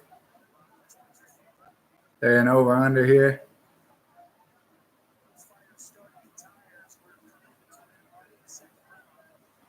Knees to the legs, to the inside of the legs from Weaver. Oh, big elbow over top from Weaver. Oh, Weaver looking to let his hands go now. Right hand clips him. Stop the takedown, though. Just make sure you keep stuffing those takedowns. Jabs going out there from Weaver. Jabs, jabs, body shots. Weaver's picking them apart, standing up, man. He don't want that stand-up. Smith don't want that stand-up game, man.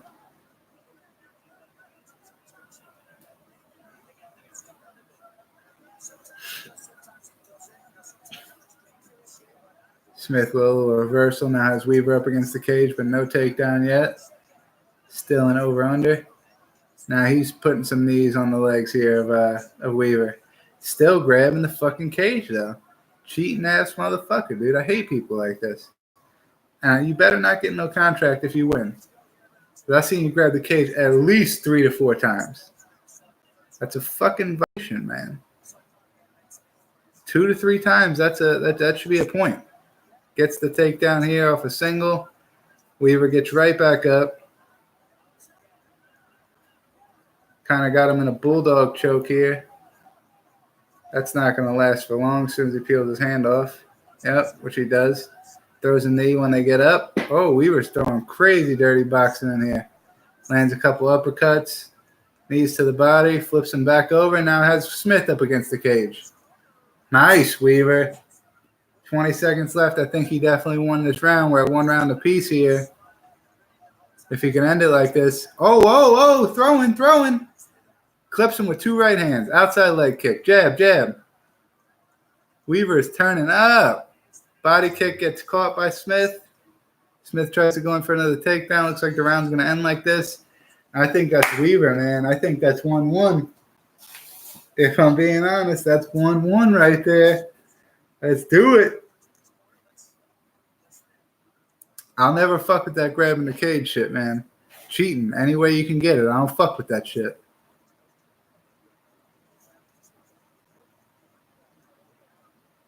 You getting your ass beat, get your ass beat, dude. Don't fucking cheat. Listen, you gotta stay busy. Listen, you put him on his back, you can wrestle positions. If you're striking, you gotta keep your chin down. I want good solid strikes, okay? Let's stay away from the kicks right now. Let's go. Solid hands. Look at me. Solid hands. Look at me.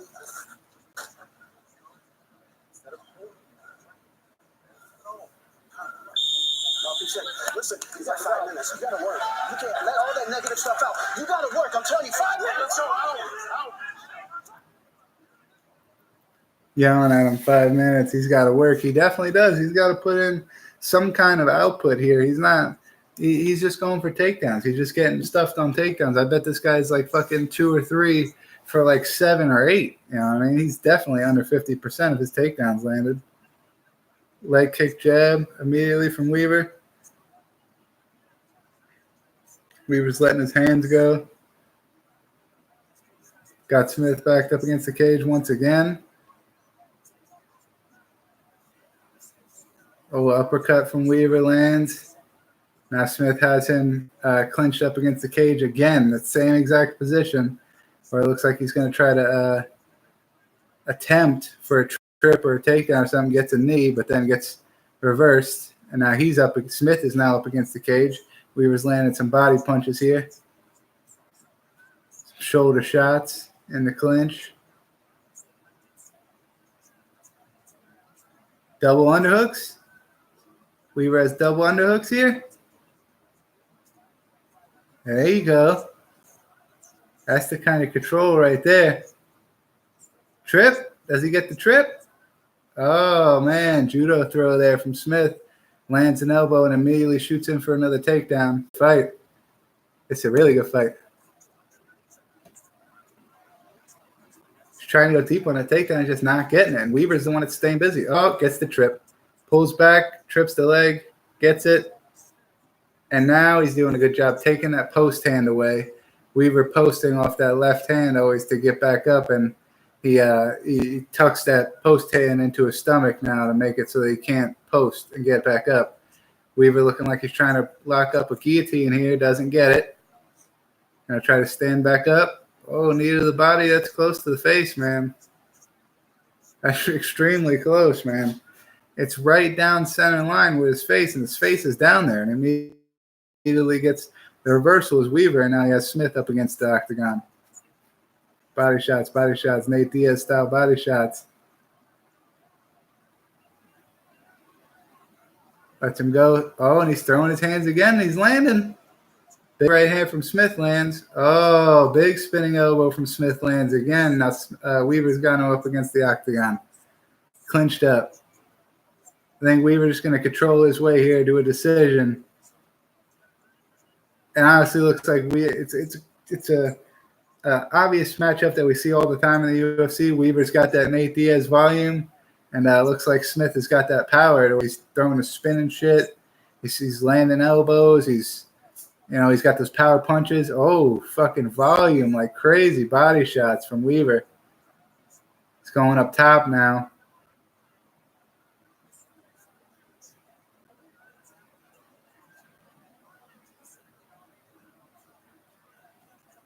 Oh, fuck. Big knee to the body from Smith.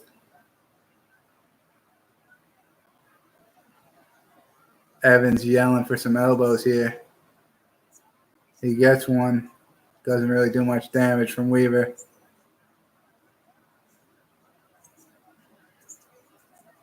Knees to the body from Weaver. Weaver staying busy, man. Smith, big body punch. That looks like it hurt Smith. Smith immediately goes for another takedown, has him turned around. Up against the cage here.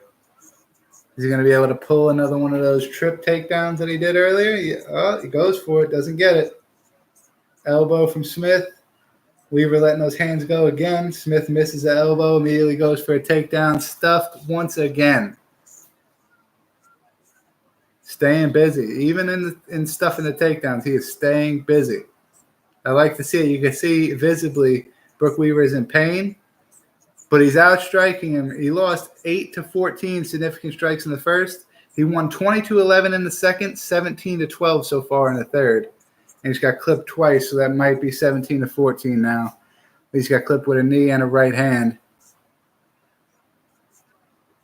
And you could tell on his face, he just has a face of somebody that's very tired, extremely fatigued, but gets another reversal, and you're going to see he's just going to explode again. He's going to throw these Nate Diaz body shots. I bet you. I can guarantee he's going to try to put a lot of volume out in this last 20 seconds. Body shot, going upstairs.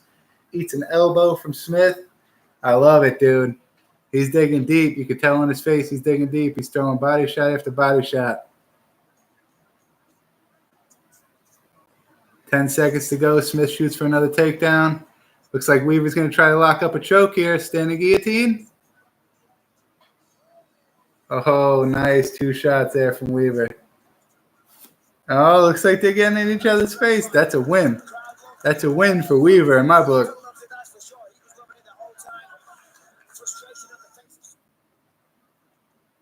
That's got to be. I don't see another way that goes.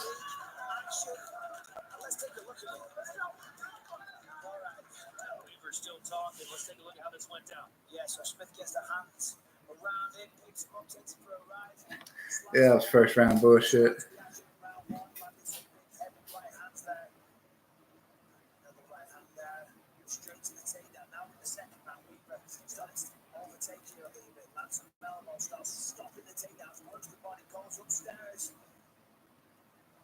Still trying to get those takedowns, but from here, he's able to stop them.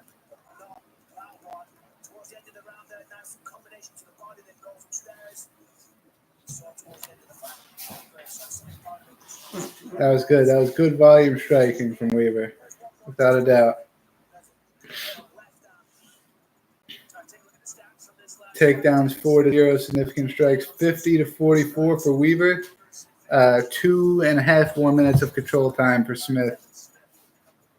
What is he like 4 for 10 though? Let's put his fucking percentage up for takedowns. Don't just put 4 to 0. That makes Weaver look bad. Put his percentage up. Dude was like 4 for 11, 4 for 12 or some shit, man. Ladies and gentlemen, at the end of 3 rounds, we go to the judges' scorecards for a decision. The judges score this bout 30-27, 29-28, and 29-28 for your winner by unanimous decision, Brock Weaver. Brock Weaver. Thank you, Lord. Thank you, my Savior, Jesus Christ. God, thank you, man. Thank you for giving me everything. Thank you. Moaz, I love y'all. It's our time now. It's our time, baby. Federal recognition, here we go. Let's go, baby. He's got a few family members there, but that's got to be bad for Smith. Smith's got like an entire section of the crowd roped off for his family, and Brock Weaver walks past them right now, screaming.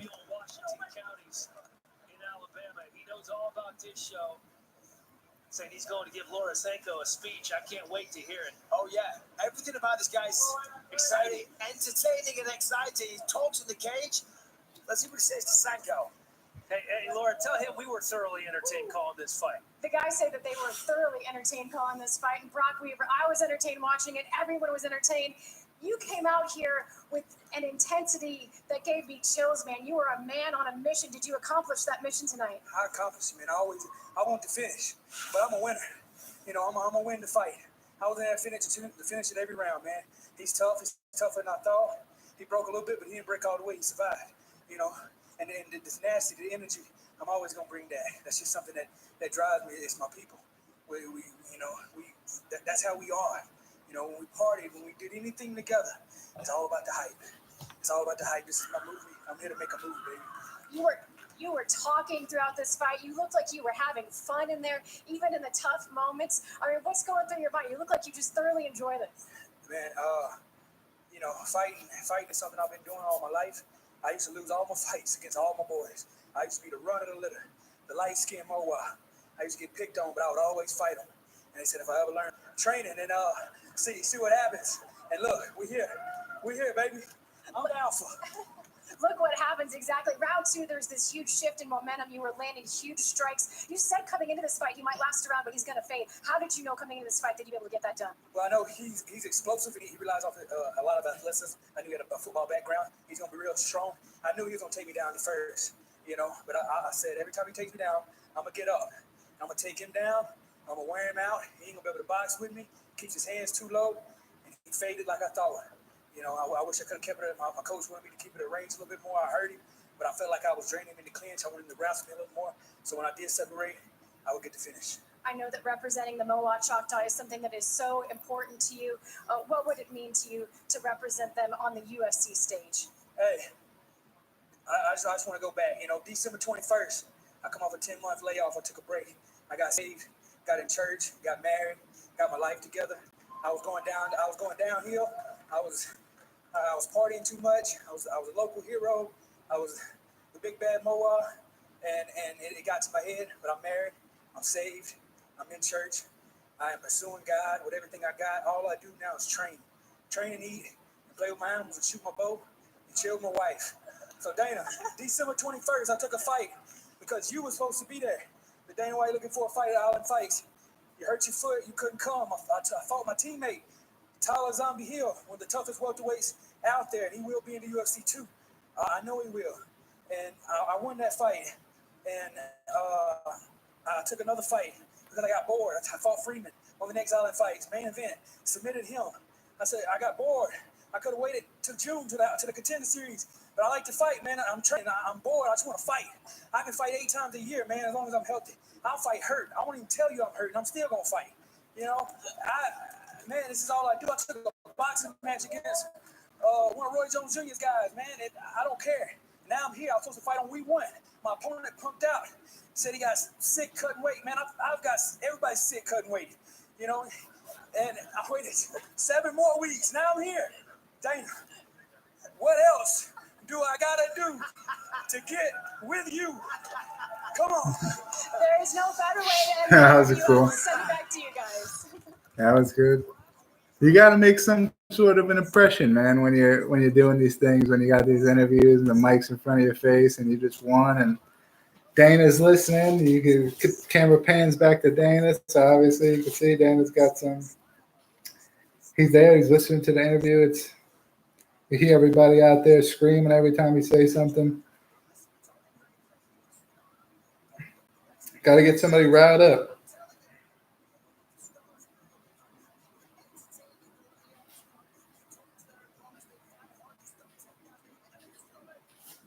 And Brock Weaver definitely does that. Number 1, the first fight of the night, Julius Angelicus. Looks like he's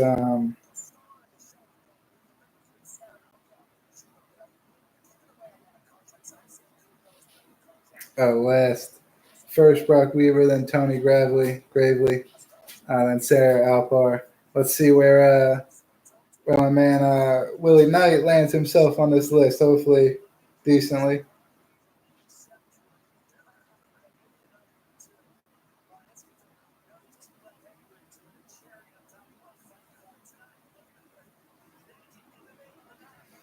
Willie Knight, heavyweight, light heavyweight. 205, here we come. Connecticut. My name is Henry Malajibi, and I fight out of Black House MMA, and I want to be a champion in UFC. I'm fighting now as a professional fighter, and it's all finishes, knockouts, submissions. Where's Black House at? I'm from Stockholm, Sweden. I'm proud to be a part of the Swedish MMA community. They have produced great fighters like Idi Latifi, Alexander Gustafsson, a lot of guys that fight internationally. Jared Brooks is back. He's fighting in Risen 18 this weekend. I am one of them. His first fight after getting released from the UFC. I belong in UFC and I will be a force to be reckoned with. This opportunity that I got, and it's the most important. Where's Black House? Where is that? Nobody's gonna stop me from getting this UFC contract. Nothing stopping him except Willie Knight. My name is William Knight. I'm a father of 5 and I'm working on the UFC tour. I fight for people without a voice. I used to be that voice I was never heard, and now I have a platform where I can be the voice for others. I was picked on and bullied a lot at school. It went to a point where I'm walking down the hall, this kid, he ran up to me, punched me in my mouth, blood everywhere, and just kept walking. And told my grandmother. She came up to the school trying to figure out what's going on because the teachers weren't doing nothing. Until that one day, I retaliated and put my hands on a kid that put his hands on me for the longest, and then I got expelled. I use that today to go to school. Then I talk to little kids because I feel like it's still going on, that little kids are afraid to speak out. That's a good story, man. That's a really good story, William Knight. That there is hope and hard work. I get that excitement because it's like a revenge thing. Years that people were picking on me, everything I've been through growing up, my opponents get that frustration. I'm on a mission. William Knight was bullied all throughout school. One day he gets punched in the mouth, bleeding out of his mouth. Walks to his class. The teachers won't do anything about it. So his grandmother or his mother, I can't remember which one he just said, comes up to the school to try to figure out what's going on. Either way, fast forward, then there was one day where that same kid who had been picking on him for the longest and punched him, and he didn't do anything about it. He finally retaliated and hit him back, and they expelled him from school. And he said that pain and that frustration right there is what all his opponents feel. And yes, he's just like Quill B said, He's fighting out of Manchester, Connecticut. And CES, he's fought at CES a couple different times, looks like.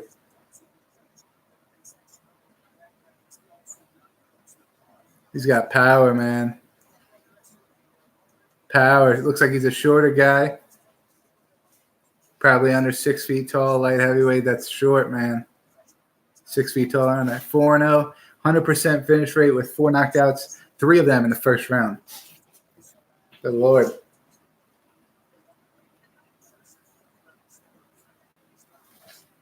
Man knows how to put a fight away. Looks like kind of like a genetic freak like Yoel Romero. One of those short, just fucking built to last looking motherfuckers, man. Let's see what he's got here.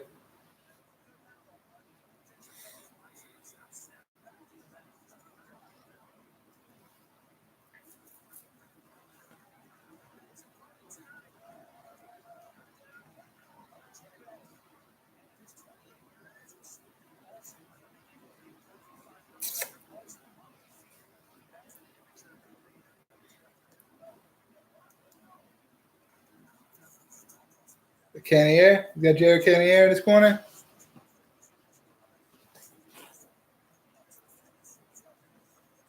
Or is that King Mo? I can't tell who that is right now. King Mo, Jared Cannonier is one of those two.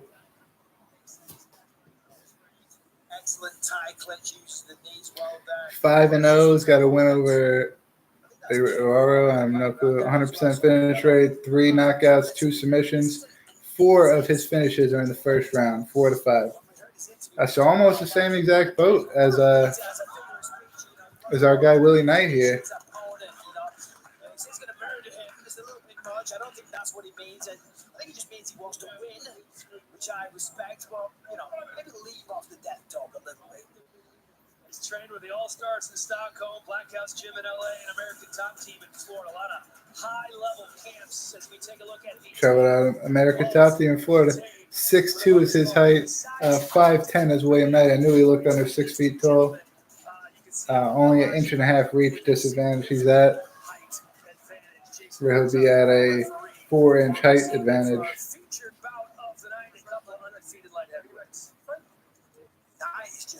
There we go. Let's see the power, dog. Let's see the power.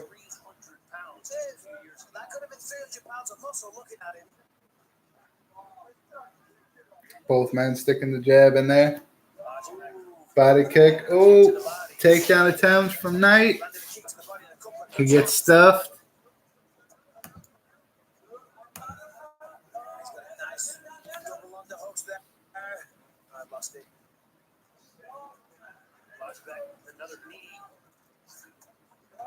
Oh, big body punches from Quebec. He's landing heavy shots in the clinch, man. Really Knight, you got to land some shit, man. You can't be going for these takedowns. All 4 finishes by knockout, and you're going for a takedown here. From Sweden out to America, trying to make the most of this opportunity, trying to get the best training possible, trying to get American top team now. Oh, heavy knee. Knees to the body from Quebec. A la Quebec. What kind of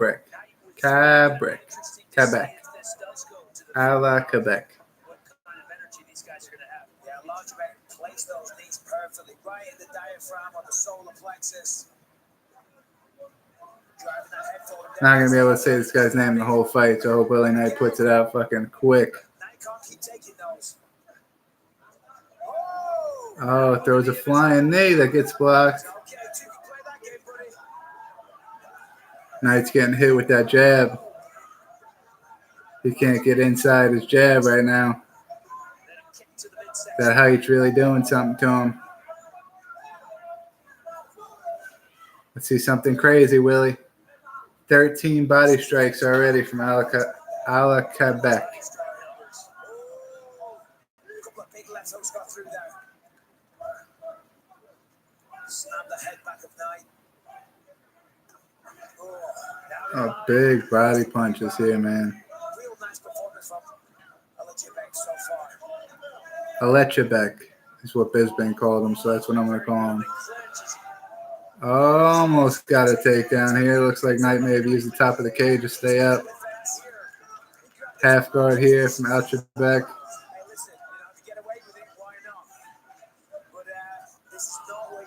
Elbows from the top from Alchebek.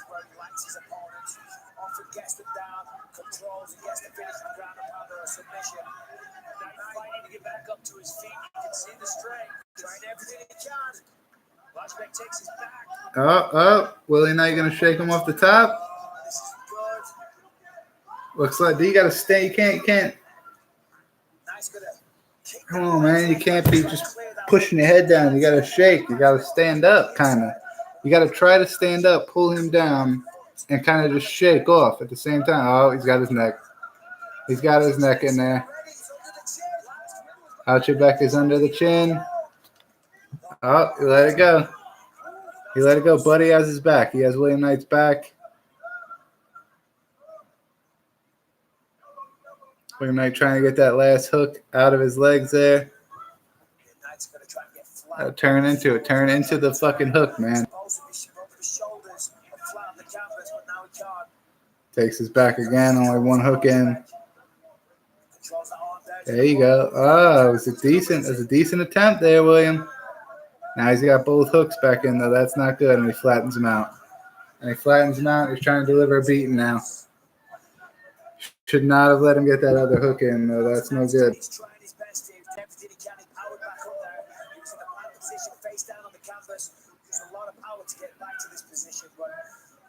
1 minute left in the round. Let's see if he can last. Every round starts on the feet. That's where you need to be at to shake him off the top, right there. Don't get back down. Don't put your legs back down. Yep, just like that. That exact position. That just shimmy. Ah, come on, man. He just got a shimmy, man. That's exact. Oh, he gets off. Alchebek just gets off. Willie Knight grabs a single, gets a trip, and he's in his guard. Now Willie Knight's on top in the guard, man. Nice. Oh, no. No, armbar. Armbar from Alchebek. 20 seconds left. You got to last. Oh, yes. That's what I'm talking about. Gets on Alchebek's back now. Here we go, Knight. Let's throw some power. Let's throw some power from the backside here. Yeah. Yeah. Flying knee lands. Nice, William. Good way to end the round. You lost that round. That was a good way to end the round right there. I like it. I like it, man.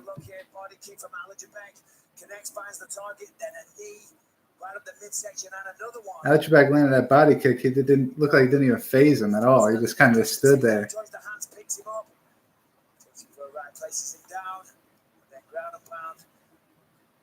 Kept him there for most of the round, and Knight managed to get on top of it. Landed 2 shots towards the end. A busy round. A lot of work there.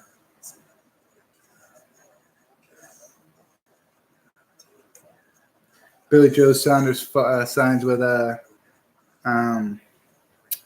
Eddie Hearn.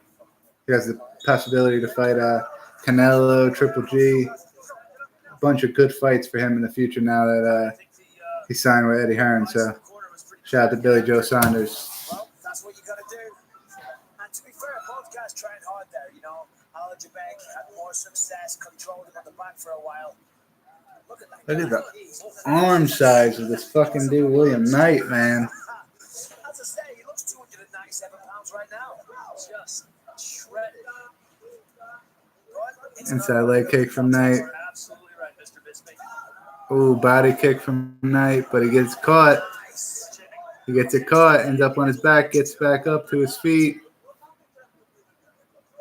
That height and reach disadvantage does not do him good when they're in the clinch and Alchebek is going for that takedown. Yeah, he's really good. He's trying to get some control. Maybe trying to get a takedown or get a tight clinch. Nice body knees from Knight here.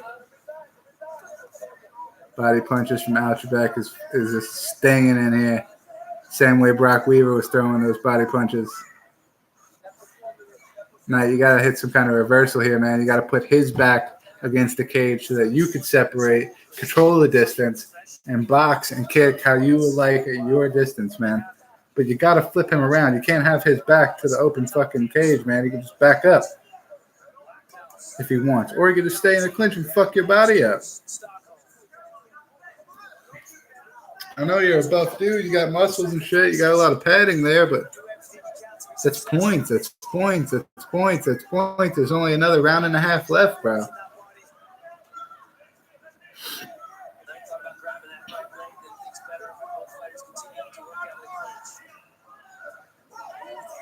Big uppercuts there from Knight.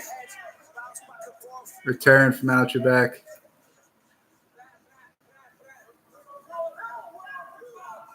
They're in a clinch. Oh, now he's back. This guy's back against the cage again, man. Trying to throw those uppercuts, but the power's gone now, it looks like. Maybe not going for the rest of the fight, but as in these seconds right here, just the power looks gone, man.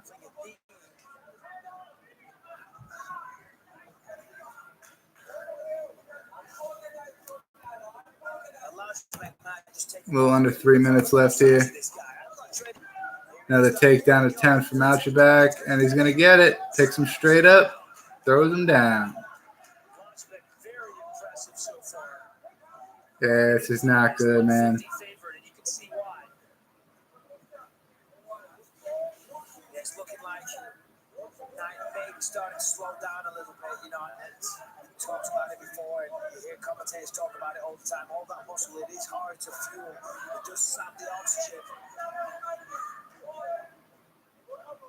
And inside control here.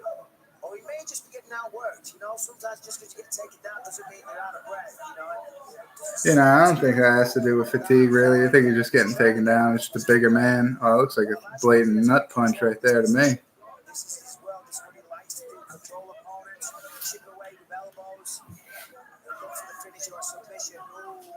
Ouchback's looking for elbows from the top. Knight gives him his back again. Especially while you have that hand pinned down, man. Definitely explode to the feet.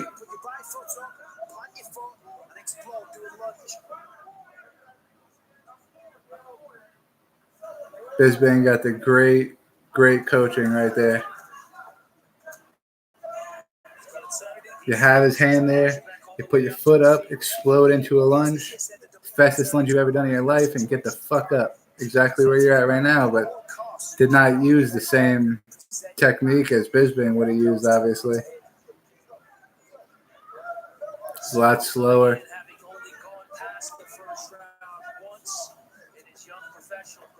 Knight gets the takedown now. Half guard here from Knight. And has an arm pin down. He's got an arm pin down too. Let's go. Throw some. Yeah, son. Full mount. Let's tee you off, dog. Let's tee you off, Knight. Let's go. Nice. Ground and pound here. Gets Knight off in the half guard here. Knight's going to look to pull his leg out again and get in the full mount.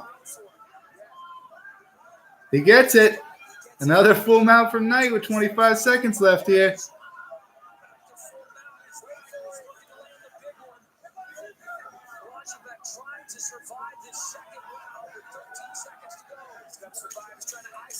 Oh, Knight's got a Kimura. 10 seconds. 10 seconds. Can he pull it? He can't get it. Snap that shit for the third round. He couldn't get it. That was so close. You're down 2-0, man. You're down 2-0, though. That sucks. Is this K-Fed's brother? Who is this? The guy fighting, or are you talking about me? I'm not related to whoever K-Fed is. Who's K-Fed, buddy? Comedic genius. Oh, no. Connection's unstable. Cry me a river. If this shit fucking bounces, it's fucking over with. I ain't fucking starting it up again. Show us your swastika tattoo. I don't got one of those, buddy. I'm not racist in the slightest. I got no swastikas.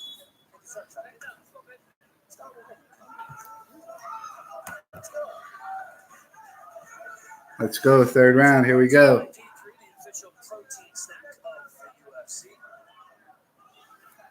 Heard him out. Back up 2-0.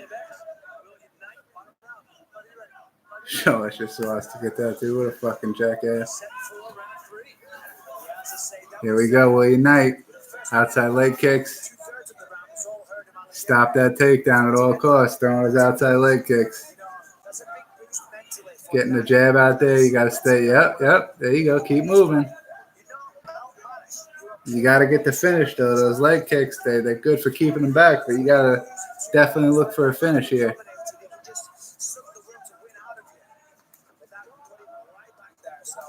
Archibald coming with some low kicks of his own.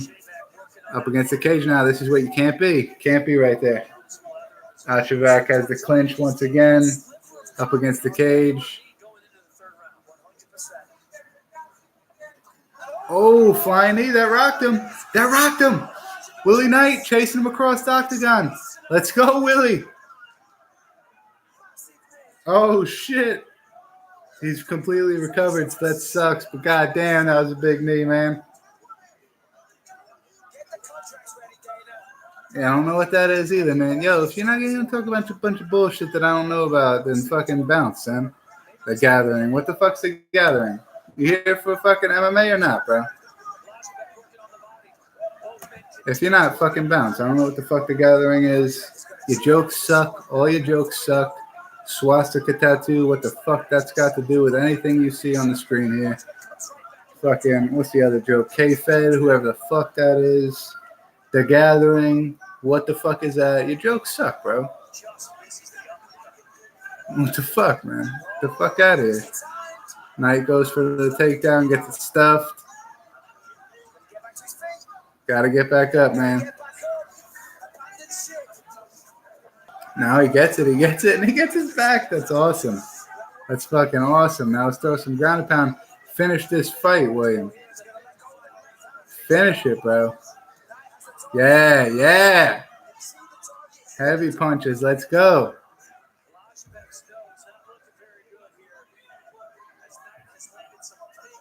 Let's go. Throw that knee again. Land it. Make sure you land it.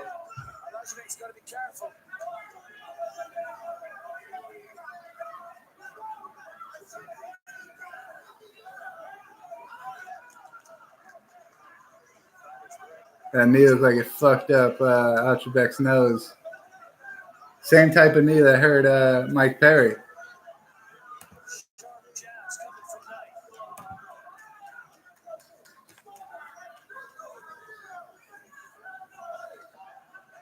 Oh, another takedown from Knight.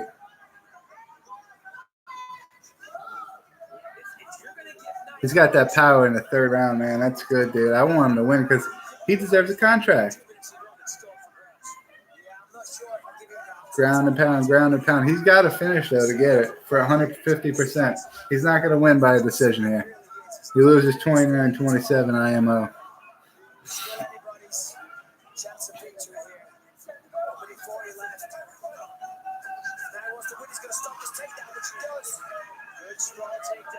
Nice. Stops the takedown again. Hammer fist. He's just putting him in there. No defense here. Where's the ref at?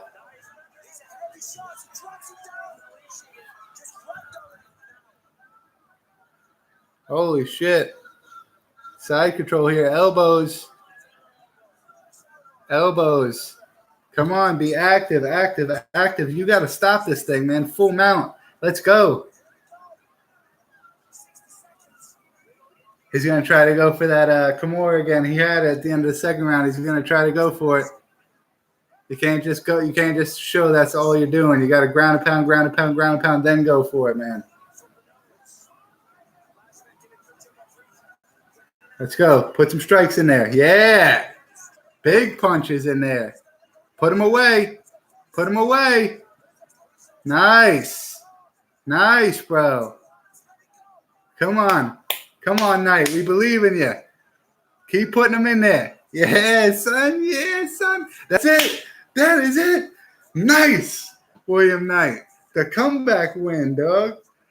The comeback, son. You definitely better get a contract, Dana. You better know what's up. That guy gets a contract right there for that comeback. Without a fucking doubt, he gets a contract. Bet that. And that's it. Announcing all the winners of the contracts on Twitter. Catch me on Twitter, the Barbecue Pit _live. We're out for this week. Nothing this weekend. It's my daughter's birthday. We'll be back on Tuesday for another Contender Series fight companion. And then what's that Saturday? We'll see. We might have a fight companion for you that Saturday, which I believe is what, the 20-something, whatever the fuck it is. But we might have something for you then. Other than that, we'll see you guys next Tuesday. It's been a fun one. William Knight better get a contract. Brock Weaver definitely better get a contract. That was an amazing comeback. Shout out to William Knight. And that's it for us here at the Barbecue Pit. Have a good week, guys. See you later.